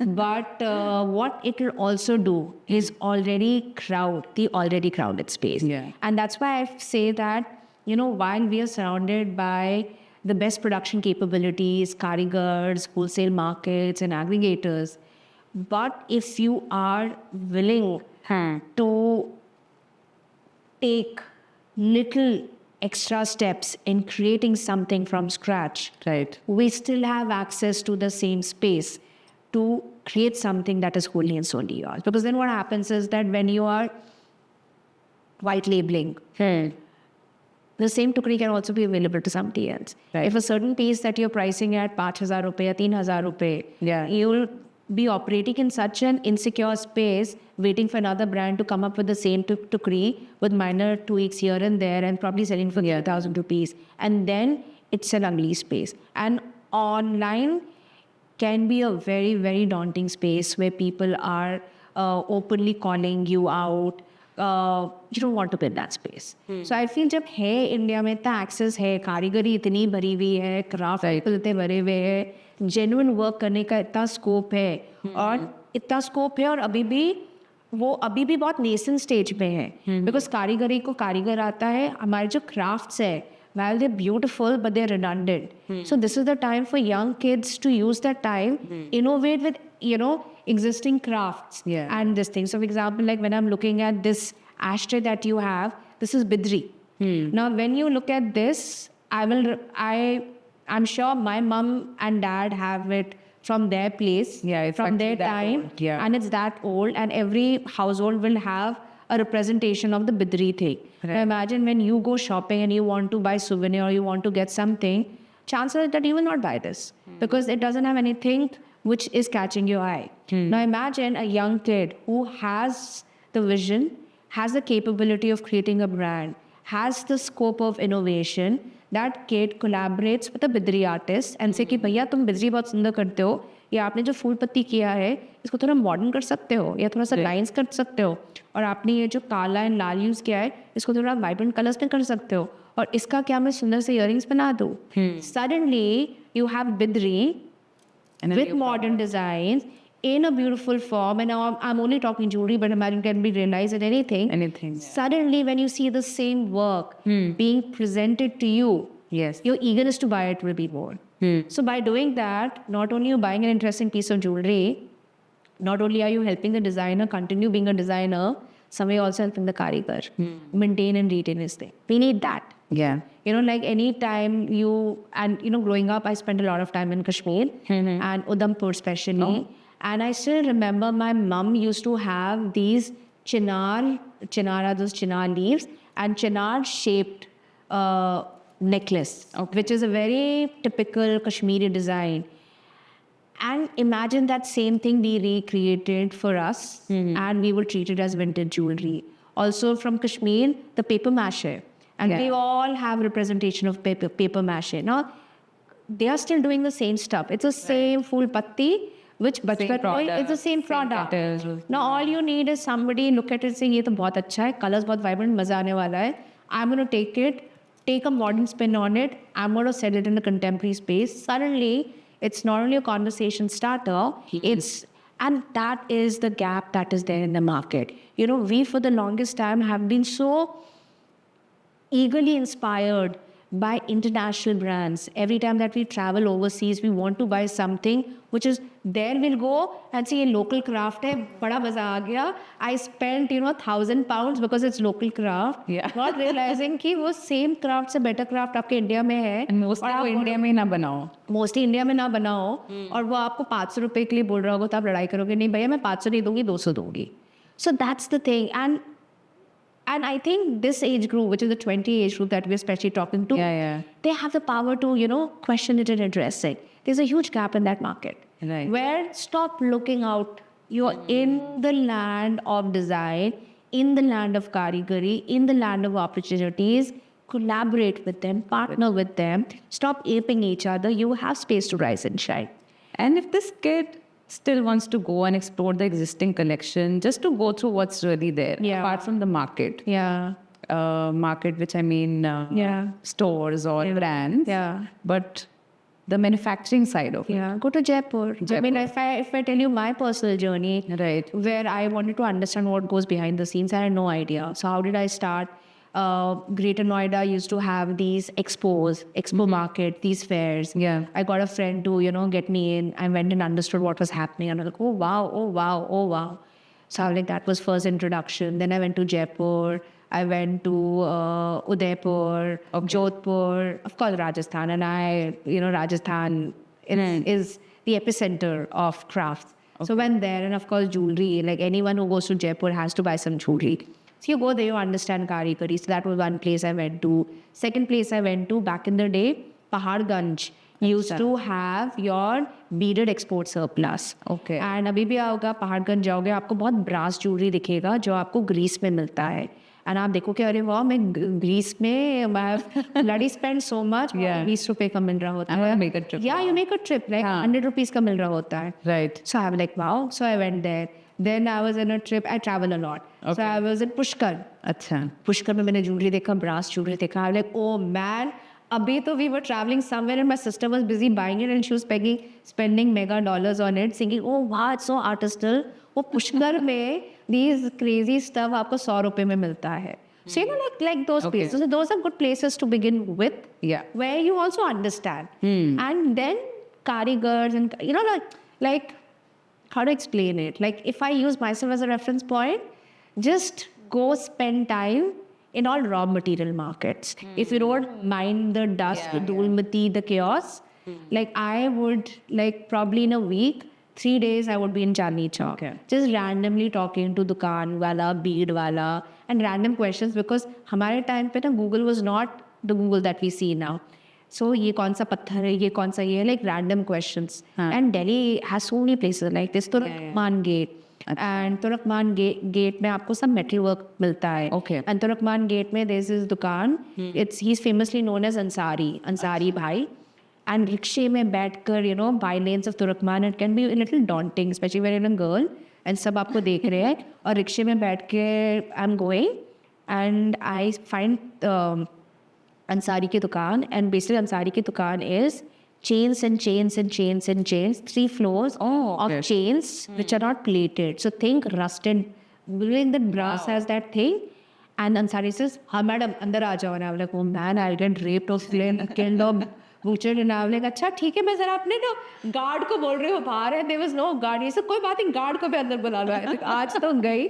And करके I enter and I saw, and this is 2012. Now Ansari must have become huge, right? He was already huge even back then. अच्छा. All the chains that you see in any part of the world, you think of a chain form was an Ansari ki dukaan. And then I'm like, wow, so and you have to do that groundwork. Because if we don't get the groundwork, it's like, You're saying घूमना बहुत ज़रूरी है, बहुत right? Important है. मज़ा आएगा. धूल मिट्टी गंदगी में बहुत मज़ा आएगा. And obviously, when I was launching Nima, I was married then. And my mother-in-law, my ex-mother-in-law, who I'm still very close to, she लड़की पागल हो गई है. अपना इतना अच्छा काम कर रही थी, job कर रही थी. She was doing so well. And I was getting, offers from these international brands. वो सब छोड़ छाड़ कर दुकानदारी करी. She's lost the plot. Because obviously they would worry that what the hell is she doing? Yeah. But there was that जोश. It was a different kind of a जोश. तो वो बहुत बहुत इम्पॉर्टेंट है, रगड़ा करना बहुत इम्पॉर्टेंट है. अगर आपको लगता है कि आपको सब कुछ प्लेटर में मिलेगा तो आपको काम पे लाइक ग्रास रूट लेवल्स पे जाना बहुत important. Amazing. Yeah. So next, I want to ask another perspective for sourcing. So मेरे पास inspirations है, and I want to get some designs made now. Yeah. But I don't know what is the design process. Yeah. Okay. How to really Yeah. get it done, and then cracking those low MOQ manufacturing. Yeah. See, for starters, अगर आपके पास inspiration है तो हर जब inspiration होता है हम थोड़ा Pinterest पे जाते ही जाते हैं. Right. We cannot, we'll never openly talk about, but mood boarding के लिए वो बहुत important होता है. हाँ. तब थोड़ा सा और इंस्पिरेशन को थोड़ा फाइन ट्यून करो. If you're like me, Yeah. where I can't even draw a straight line, but I can create collections, and I've created collections without drawing a straight line, is because you work with your karikar. Like I sit down and I work with my karikar. I said, दादा ये बना सकते हैं, नीचे नहीं बना सकते, गिर जाएगा, लटक जाएगा, ट्राई तो करके देखते हैं. But if you have to break it down, Yeah. once you have an inspiration, then you identify the design. Okay. For a design to feel like a design, and especially in jewelry, it should have earrings, rings, neck piece, bangle. These are basic categories to begin with. Then again, if you want to keep your costs minimum, don't make your designs too elaborate. Because, you know, once you identify a pattern, Yeah. once you have created a sample of that pattern, then उसका cast बनता है. Cast. जिसमें आपको multiple चीज़ें बना सकते हो. तो आप जितना न्यू डिज़ाइन फॉर्म करोगे उसका कास्ट आपका मल्टीपल बनेगा. सो आप पहले उसको लिमिटेड रखो. Do it between 1 and 3. Okay. 1 ideal, because I feel अगर 1 करते हो, you're able to flag that design, you're able to hammer down that design. But that means that 1 has to be extraordinary. Okay. But otherwise, if you feel that no, you need to have more elements in place, then do a mix of 1, 2, 3. Okay. And then start, you know, get the khachas in place. And literally, like what I would do is we would get the khachas in place, and then I would sit down with my karikar and put it together. इसको ऐसे लगाते थे, इसके वास्ते. Sometimes the best products come out when you're doing it's literally like I still remember we had made this glass brooch, and the glass had just come out of the kiln, and the glass, like I have butterfingers, so I was carrying the glass और गिर गया और उसके 3 pieces टूट गए. And I'm like, oh man, what happened? And I'm like, 1 second, इसका हम broach बना दे क्या? And literally वो 3 broken pieces को लिया और उसको 3 ब्रोच के pieces को करके साथ करके broach, and that became beautiful. So there's, you know, like, what is a designer? Yeah. What is a designer? The designer is able to design out of anything, Yeah. right? And have that openness, have that aptitude, and then after that, after the design. Back in the day, it was very difficult to come across karigars, but now you have manufacturers who also advertise themselves. You will also have, you know, little bit of research. You'll be able to, you know, find manufacturers, and you have manufacturers in Bombay, Jaipur, Delhi. In fact, Noida side has a lot of manufacturing because Noida obviously has a lot of export houses. Right. You'll also have a lot of fashion manufacturers in Bombay because Bombay is the hub of jewelry. Jaipur, Yes. obviously, right? Connect with them, go and sit with them and create a little sample, create a thing. तो वो sample बनाने में कोई problem नहीं होता, बहुत easy होता है और कारीगर बहुत आराम से मिल जाते हैं. After you've built the sample, I tell everyone that for a collection to feel like a collection, try having at least 15 stackers. Because then it feels like a collection. Then it's not either your one product is strong. Like for me, when we had created Promise was one product. And when we reached out for omni-channel placements, you know, a lot of e-commerce portals says that how do we create a shop front where you only have one product? Give me more SKUs. So we created more colors. Okay. But it was still one product. But Exactly the one I'm wearing, right? no, this is Anna Tina. Huh. I'm talking about Promise. Yeah. Yeah. Oh. This is Anna Tina, which has the... But it's maybe same cast. It's maybe same cast hai, but stones are placements are different. So create a collection of at least 15 pieces so that Right. it feels like a collection. तो 15 pieces में क्या होना चाहिए? Earrings होना चाहिए. किस type की earrings होना चाहिए? थोड़ा minimal होना चाहिए. थोड़ा mid segment होना चाहिए. कुछ statement होना चाहिए. Ring होना चाहिए. Bangle होना चाहिए. Bracelet होना चाहिए. There should be some heavy duty neck piece, right? And now it's also the time of experimentation. Can you have hair accessories? Can you have ear crawlers? People with multiple piercings. Yeah. Like I'm like constantly dressing up my multiple piercings. Yeah. Can you have earrings for your second piercing or third piercing or fourth piercing? So, and those are gimmicky. They click well, and they're also very fast to move because people want something fun, right? Okay. Create that connection, photo shoot karo, dalo, and then have fun. Nice. मुझे लग रहा है मैं भी अपना brand को Karo, why not? Why not? In fact, we have one of these designers called Satat. What they do is block prints. Block prints को paint करके jewelry में बना के अरे बेचते वाह, हैं. nice. Yeah. So yeah.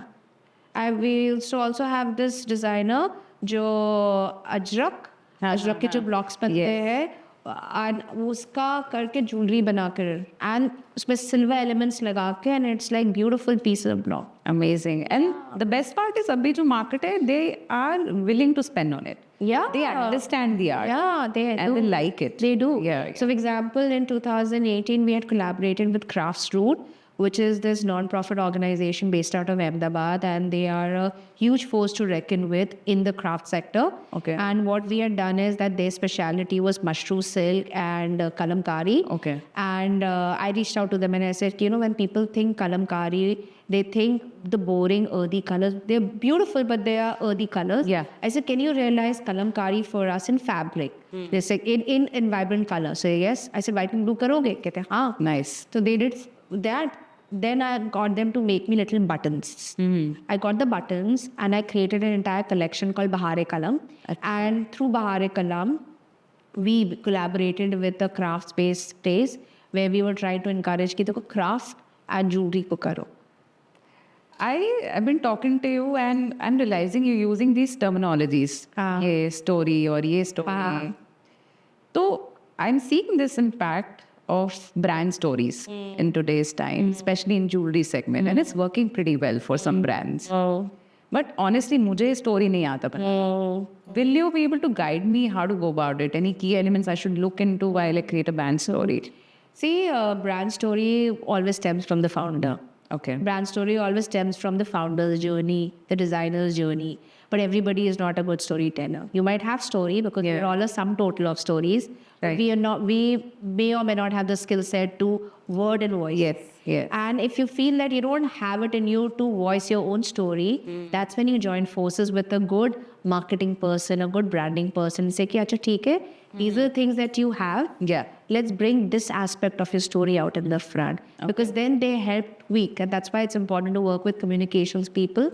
And I think for me, that's why building Nimai ka one part was taken care of was because I was always building stories for others. So for the first time I was given a platform to talk about myself, like, wow, how interesting. Yeah. So, yeah, and now you have experts. But stories, जो stories होती है, वो अंदर से ही आती है, खुद की होती है. Again, then it can never be template based. It can never be कि ओ इसका ये story है, मैं भी story बनाऊंगी, because people are also able to see through the fakes. It might last for a very short while, but after that it just fizzles away. Okay. And I think we all have our own stories. Right. What we make do of that story, how we bring that story out, it could be this thing. Like I'll give you a basic example, right? Like I'm a jewelry person. Everybody knows my love for jewelry and always seen in interesting stacks. But besides being a jewelry person, I'm also a watch person. I love watches and I love collecting watches. And, like when I was in my 20s, I was representing brands like Tag Heuer and Dior, and they all had their watch categories. And I had watches, like I had a Monaco, I had a Longines, I have a Cartier. But till date, when I go for something special, I will not wear one of my fancy watches because it has a fancy tag to it. I'll wear my Swatch, which I bought with my first salary. And this watch probably is 5,000 rupees, and I'm talking 2005, right? So 2005, probably I must have bought this watch for 5,000 rupees, and it was like the first thing. Until date, when I wear it because there's a story that it carries. And that's the beauty of jewelry. That, if you give in to trends, If you give into the whole persona of trying to be somebody else, you'll always be somebody else. But when a certain piece speaks to you, right, that you own it. So for me, it's like when I wear this watch, it's also my voice saying that, hey, you know what, I don't want to fit in. Can I wear a Cartier? Hell yeah. But I choose to wear a Swatch because this is a reminder of where I come from. And that is jewelry for you. That's very well said. Honestly. Yeah, good. You have to sip your coffee. I'm going to give you time. Yeah, I still remember like when we used to work for Tag Heuer. Yeah. So Shah Rukh Khan and Priyanka Chopra were the brand ambassadors. And every time that we were launching, so the watch that Shah Rukh Khan wore for press conferences, they would always get sold as collector's item. And since, like while we were at an agency level, but we were working very closely with the El Captain and VMH Group. So by default, I would go and get, and there were men's watches, and I always wore men's watches. So I still remember getting this Monaco, which back then was about, it was very expensive, 5 or 6 lakhs. But just because it was signed by Shah Rukh Khan, and I was obsessed with Shah Rukh Khan because he's a brilliant marketing person. Right. And I would wear it with pride that, oh my God, Shah Rukh wore this jewelry, Shah Rukh wore that watch. So and that's what, every piece should be a reminder of who you are. Absolutely. It's like this thing also, it's my mother-in-law's. Ah, there you go. So she has a lot of such stuff and she doesn't find value as I mean, maybe she's been there, done that kind of a thing. Yeah. But for us, we get really excited and in kab bana hai. And honestly, wo jo artistry bhi hai, wo bahut different hai. You don't find it anymore. So today, the ads are very expensive. I mean, running ads is a very cumbersome thing. Actually, running ads are not expensive. Sustaining ads are expensive because what's happening is everyone is running ads. Everybody is there. Yeah. So visibility is expensive. Yes, that's my question actually. Yeah. So ads and even influencer marketing is very expensive. Especially for someone who is starting up, Yeah. Tell me some organic ways one can crack it or get some visibility on. A lot of my influencer friends will be very upset with me, but I feel influencer marketing works very well for many brands. Yeah. They somewhere don't work that well with Nimai's voice. Simply because I've always seen Nimai as a space where we give genuine ownership to genuine voice. Yeah. So a lot of the influencers that we know are actually our customers. They are actually jewelry people who love wearing jewelry, love styling jewelry. There it's different because then they have either bought something or we've gifted them something because it fits a certain thing. But the minute I start paying them money to wear something, I'm paying them money to become my third-party endorser. Right. And with Nimai's ethos, it doesn't work. But again, I'm not the reference point because I will always teach you to become Gunda. And like my friends call me Chota Pataka because I'm always questioning it. Yeah. It's worked well for us, but it's a tough road. Having said that, I think influencer marketing also comes, it's the easiest way to shine. Yeah. But in the first place, it's not needed.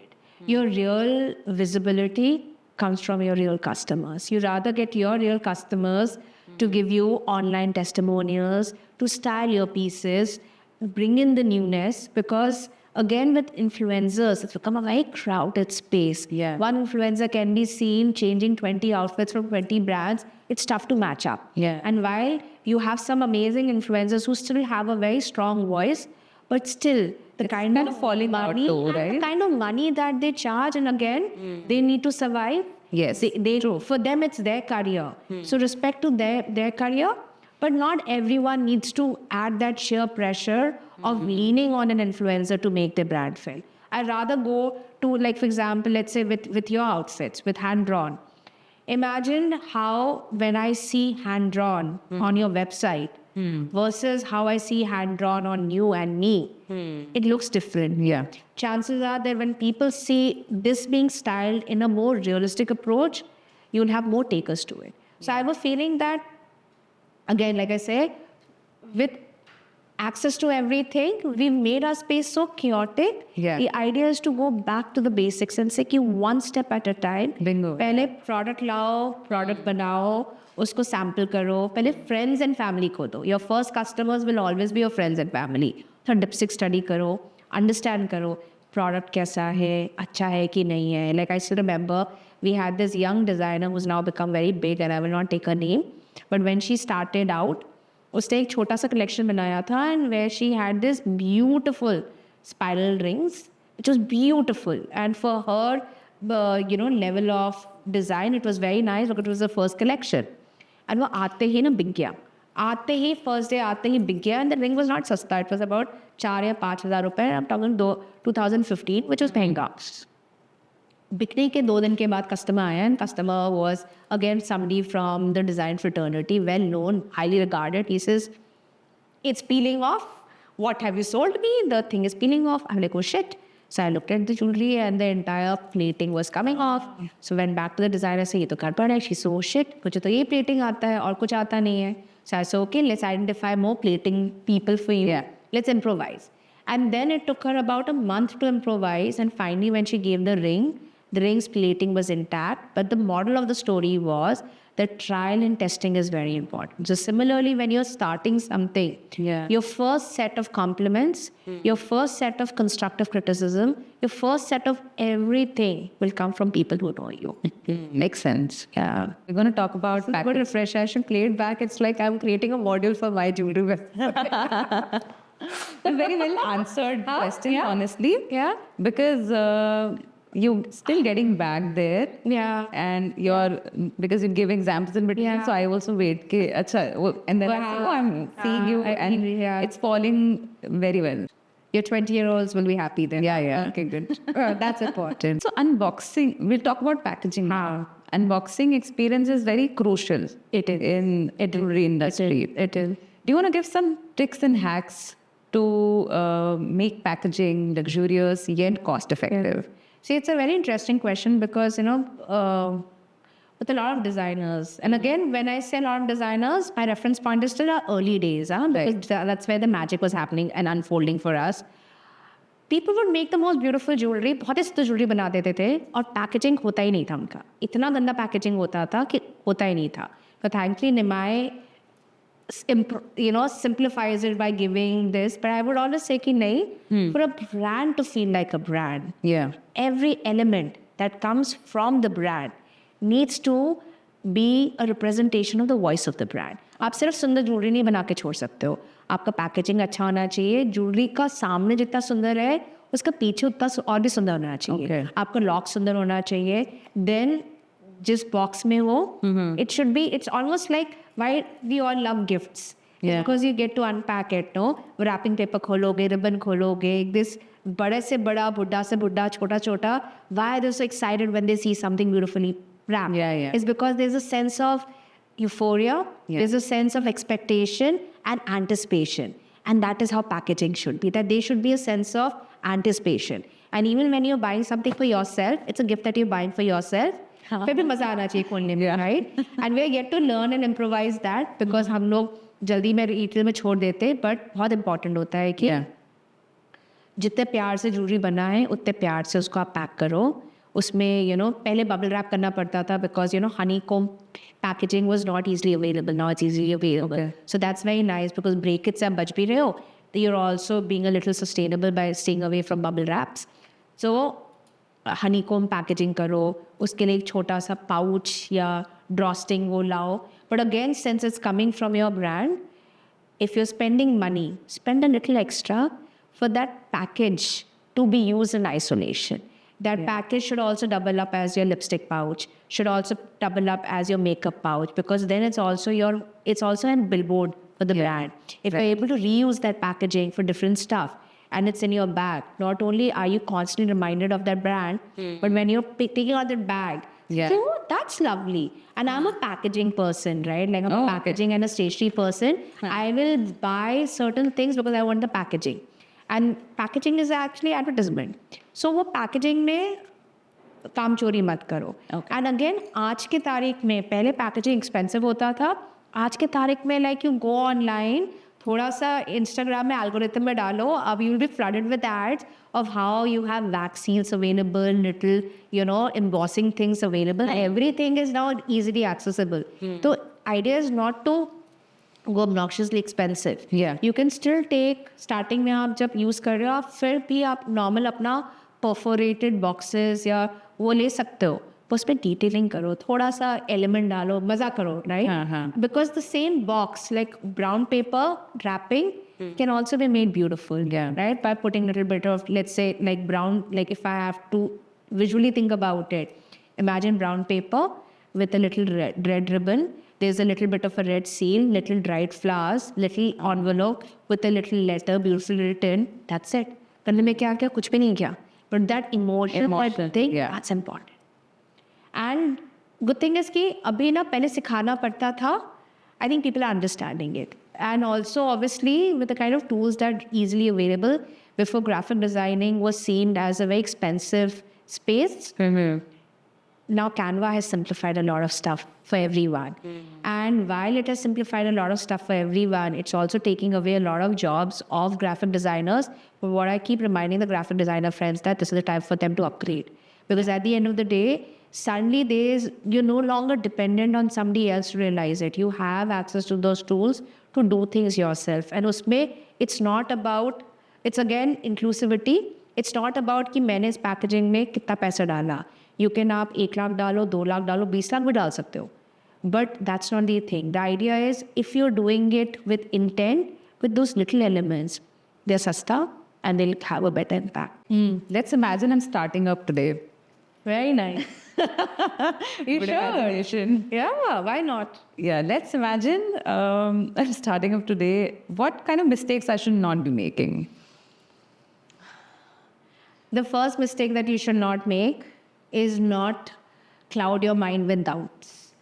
When you're starting, your mind should be full of ideas, excitement, enthusiasm, dreams, instead of clouding it with fear of failure, fear of not making it big, fear of coming short. Yeah. So that's the first thing that you should avoid.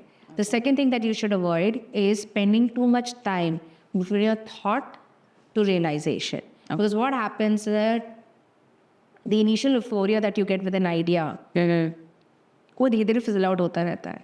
And like my ex-boss and mentor would always say that one thing that sets apart one individual from another are 4 things.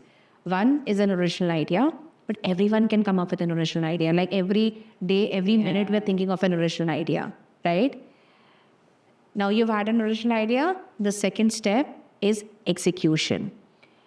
The time for execution is crucial because आप जितना delay करोगे वो fizzle out हो रहा है, वो जा रहा है. That's the second part.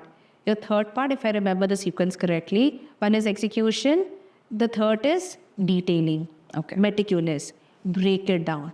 कि इसके लिए ये करना, ये करना, ये करना, ये करना. Because the more you break it down, the more detailed your approach will be, the more systematic your approach will be. And the fourth thing is honesty. Honesty with yourself. Because if you start cutting corners with yourself, you're already setting the grounds for cutting corners for nothing. So if you're able to take care of the 4 things, it gives you the speed and the tool to birth an original idea. Now that is one thing that he said. Maybe I've not worded it properly, but if I have to simplify it, I would say thought to action. Don't take too much time because an idea is like a sampling. You have to water it. If you water it too less, it'll never germinate. If you water it too much, it'll die out. You have to water it just right. Right. So that's one thing. The second thing is the minute you've thought of an idea, नाम सोच लो. और आज के date में बहुत important है because social media and websites इतने crowded हो गए हैं कि before you realise it somebody else has thought it.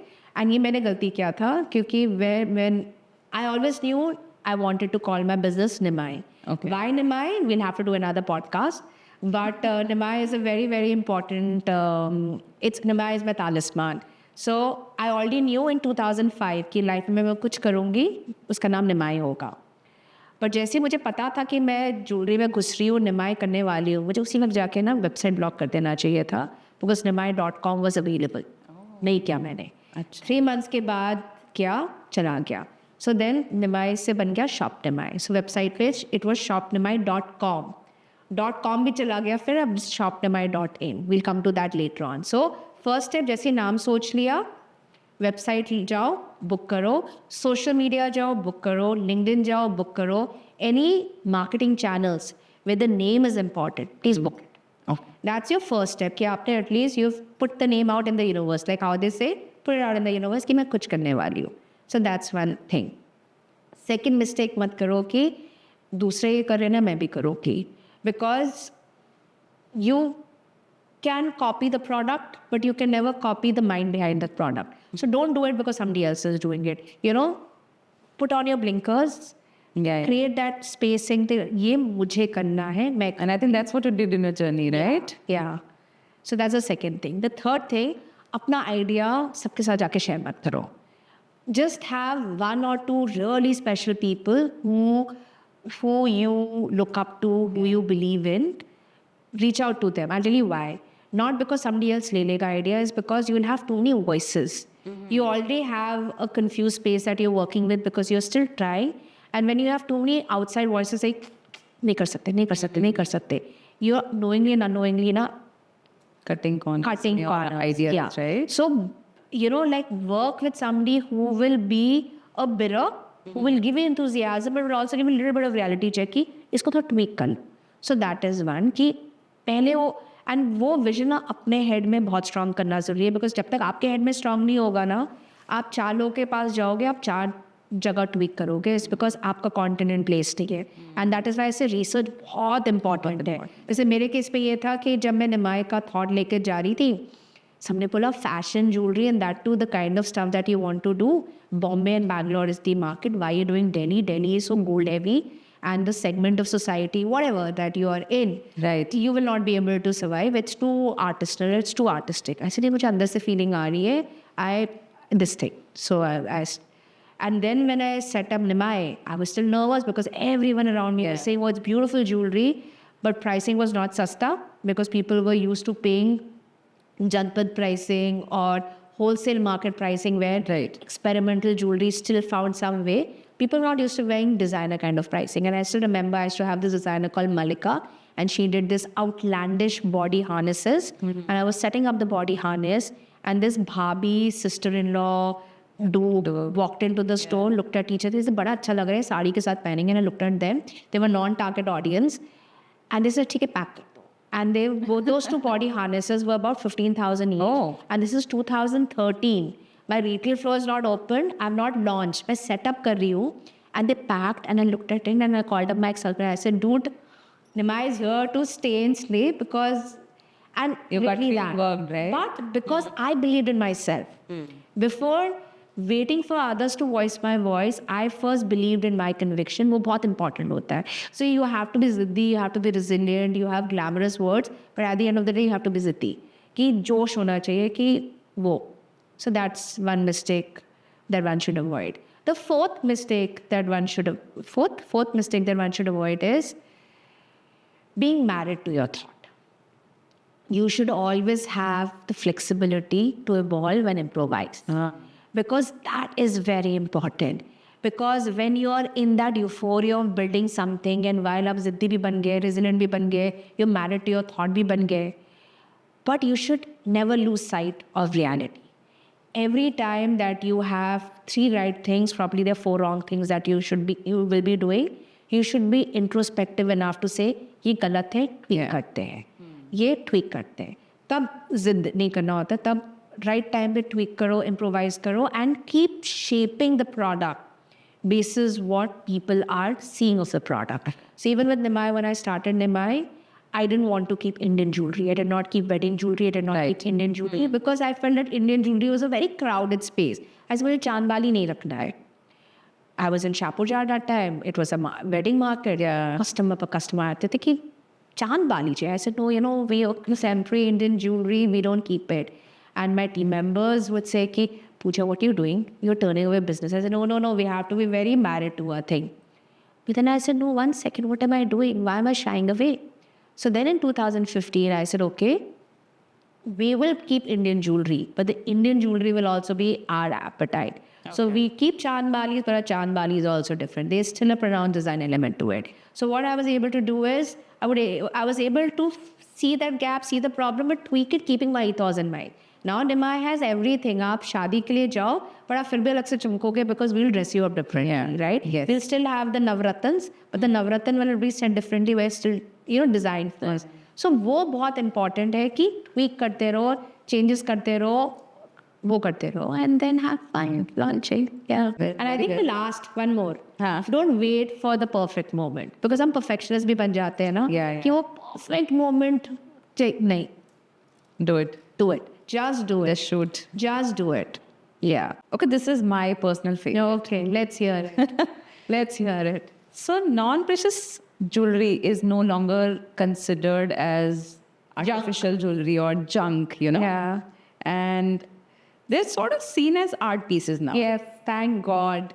What's your take on that? And how can someone who's a new entrepreneur benefit out of it? I mean, firstly, thank God. Yeah.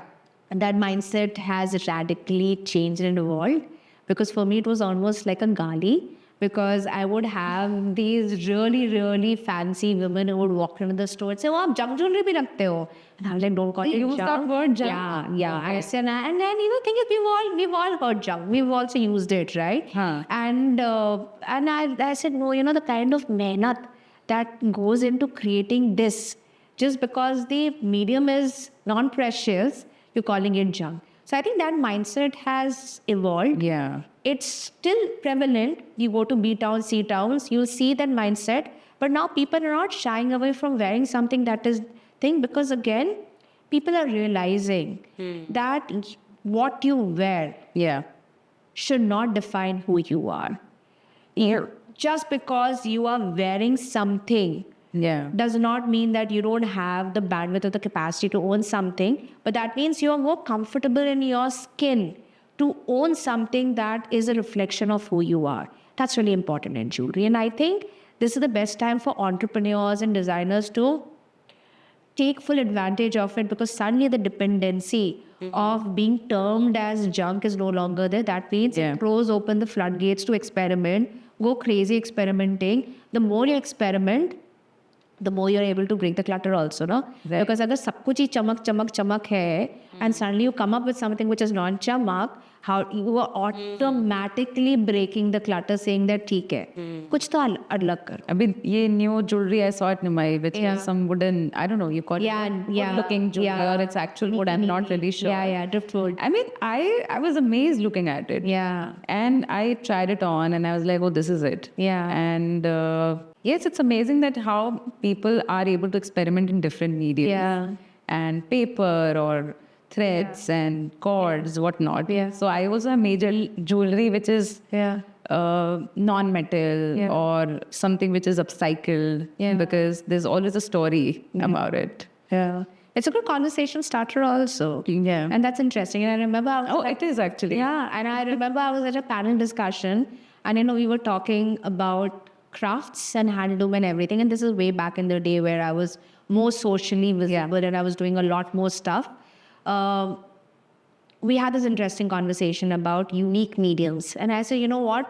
I'm not going to term this as unique mediums. I'm going to call them curious mediums because it tickles your curiosity. So now by default, we call that segment of jewelry as curious mediums because it tickles your curiosity. Ki kya hai? What is this made of?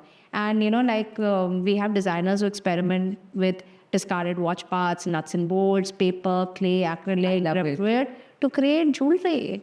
And it's here to stay. A controversial question. Batao. So Nancy Tyagi wore this corset dress. A big example. Then I kept quiet. Okay, so she wore this, Nancy Tyagi wore this corset dress, which is a lookalike of another. Not lookalike. She put exactly. It up. So the whole internet is talking about it. Everywhere on Reddit, I see her picture. Yeah. I really don't know if it's copied or whatever it is. Yeah. But how can we make white labeling more ethical? Someone, as you, who's curated 150 brands, who's worked closely, who's launched her own collections, understands ethics and values in the industry. Yeah. I feel you are a responsible person, Yeah. and you definitely spoke about it. Yeah. But how can we do that? I know it's a huge journey. It's a long journey, To be but honest, it's not a huge thing. I'll tell you why. Okay. Because Nancy Tyagi has built her brand basis the fact that she creates something from the scratch. yeah, That does not mean that she cannot buy something. But if you bought something, then have the transparency and the honesty to say that yes, I bought something.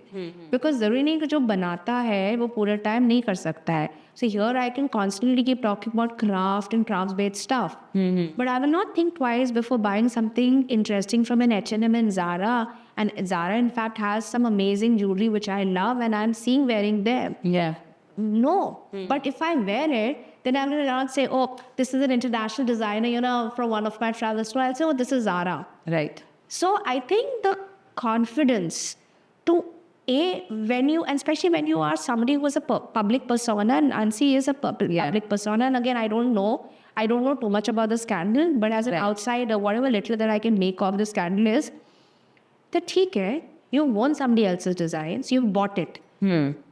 Just give her the credit, don't give her the claim to fame. क्या फर्क पड़ता है? Just because आपने किसी और का पहन लिया है, बोलो.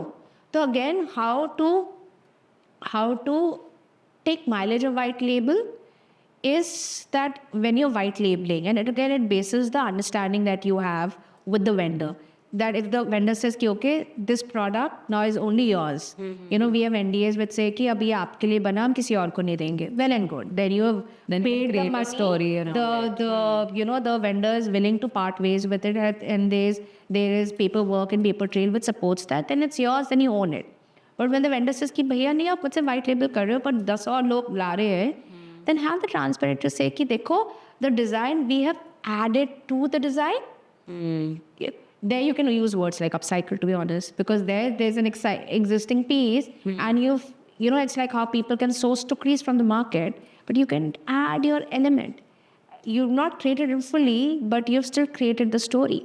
But transparency, and I think especially in social media and especially in the virtual world that we're living in, especially in the world that we are creating for 20-year-old or our kids who are going to be the next wave of people, that transparency, that honesty, that space is very important because that's the only way you'll be able to survive.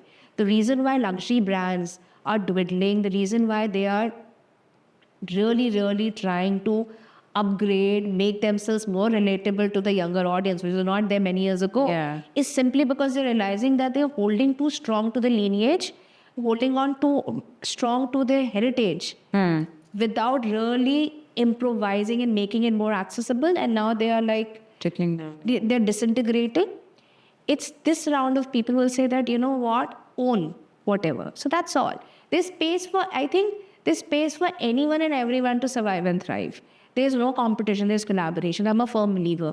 Technically, jewelry is such an unorganized space. If you ask me who is Nimai's competitor, anyone can be my competitor because there's jewelry everywhere. But if you think it's competition, then it's competition. I feel it's collaboration. There's space for anyone and everyone to survive. Just find your path, tweak that voice, make that voice louder, stronger, and just keep honoring people along the way. तब मजा भी आता है ना. Otherwise क्या होता है कि आप फिर then you're just existing. And I think for me that's the only way I've been able to keep Nimai going is because we are not a non-profit. We are not a public. We are not in public space. But Nimai will always be a brand that will have a positive intent. Nimai will always be a brand which has business with a purpose. We'll always be a space where we're constantly trying to work with people, empower them, but also give them the space to rise and shine. कि क्यों ना? लोग को डर लगता है ना production channels बताने में कि कोई और चोरी कर लेगा. So you mentioned if you start talking about Nimai specifically, it comes from your personal life. Yeah. If you're comfortable answering this. So we know how difficult it is for a single mom to be an entrepreneur. Yeah. Would you like to tell about your learnings? See, the thing is that, to be honest, when I started off as an entrepreneur, I was happily married. And Nimai 2.0 will actually be my single motherhood journey. And that is why the new brand colors are red, which talks about power, coming back, love, blood, sweat, everything, Shakti, Devi, Kali, whatever. But that's Nimai 2.0. I think when I was building Nimai, my ex-husband was really supportive, and it's because of his encouragement that I was able to create something. Yeah. And it served us well. It served me well. But when I talk about Nimai 2.0, when the wings are finally, finally being spread again, I feel as a single mother, it's given me a certain kind of confidence, which I didn't have. And that's why I think I took 5 years. I was missing in action because I was finding that voice again. I was finding that strength again. And now that I'm back, now I feel I'm back, I feel that has given me a certain kind of confidence, because now as a single mother, forget as a single mother, that's a different term. As a single person, Yeah. I'm no longer bogged down by the responsibility of operating on a perception formed by others. Because, especially as a woman, you grow up as somebody's daughter, then you become somebody's sister, then you become somebody's girlfriend, then you become somebody's wife, somebody's mother. In all of that, you goes missing. Yeah. You're always tweaking basis the perception of how you should be. What's been very interesting is that in 2020, when my marriage came undone, and when finally I was stepping into the phase of becoming myself, and while I had a 2-year-old son to take care of, and while we co-parent, and Nitai, my son's name is Nitai has a fully active dad. But it was the first time that I was becoming myself. And that was really powerful, because more than motherhood, it was like, wow, I'm finally seeing myself as I. All the choices or the mistakes or the decisions or the learnings are based me. That is really empowering. And that's very important for a woman. And that's why they say that many a times women come on their own in 40s, is because suddenly they realize that all the labels and all the tags that they were bogged down with are not relevant anymore. Right. Then suddenly when you start seeing yourself and saying that, okay, you know what, I'm an individual first. I can only be a present mother from a present person. I can only keep somebody else happy if I'm happy. I can only fuel somebody's aspirations when I have aspirations of my own. And that's what happened to mothers. Right. That they were always the wind beneath everyone's wings. And then when everyone had flown off, they were depressed or they were sad. So our group of people, especially women in their 40s and all, whether they're single, whether they're married, whether they're single mother, at the end of the day, we're all individuals. We're all single. Yeah. Deep down, we're all single. We coexist, we cooperate, but we are conditioned to believe कि नहीं, हम सबको सब कुछ साथ करना है. So I think that is what Nimai 2.0's journey is. And that's why our original colors were blue and gold. Okay. And now our colors are red and silver. And red, because red is power of coming back, power of everything. And this is, like I say, my Shakti is rising, and I have a phoenix made here. As Phoenix is finally rising from the ashes. And here, I feel I'm finally like myself. So we'll only see how that goes. But I think, it's fun. No, you believe yourself, and I can see that. Yeah. It's a very powerful feeling, because I'm also a mother, and we sort of, can't identify ourselves and just attach ourselves as a mother or as an entrepreneur. But who we are internally, we really need to reflect on it and introspect and spend time with ourselves. Absolutely. Also, Shamelessly. No, shamelessly. Yeah, absolutely. And that is why we feel that, selfish is taken so negatively. Yeah. But I would selfish love is to be selfish today, honestly. Yeah. Because if you're selfish, then you'll be able to take care of others. Self-aware. You're self-aware. No, self-love as how it's glorified. Right. No, but, the thing is that also, especially as mothers, I think we all said, motherhood completes you and this is what you're meant to do. Motherhood is the most beautiful, yet the most challenging journey that a woman can go through. It breaks you. It questions your sanity. It questions yourself. And what it does, only another mother can understand. And back in the day, women shied away from even feeling that feel that, oh my God, मेरा तो जीवन ही है मेरे बच्चे का ख्याल रहना, मैं अपने सपनों के बारे में कैसे सोच सकती हूँ? It's only our generation of women age group is no. If I want my child to be an aware child, my child needs to know that, yes, my child is the most important part of my life, but my child has his own life and I have my own life. Right. If I'm not enriching myself, I'll never be able to enrich my son. If I'm not able taking care of myself, and that's something that I believed wholeheartedly, and my mom was really supportive of that. So from day one, I was very clear that I love my son, and as a single mother, I need to show up for my son even more. But my son knows my mama goes to work. 3 hours to 4 hours, mama has to work. Saturdays, my mama doesn't work. And even if she works, she takes me with me to a meeting. So we have that understanding. And I feel that tomorrow, especially as boy moms, tomorrow when my son grows up, he will look at women differently. He'll respect women saying that, oh, you know what? You shouldn't be bogged down with the possession of how I want to be. At least that's what we can hope for. Yes.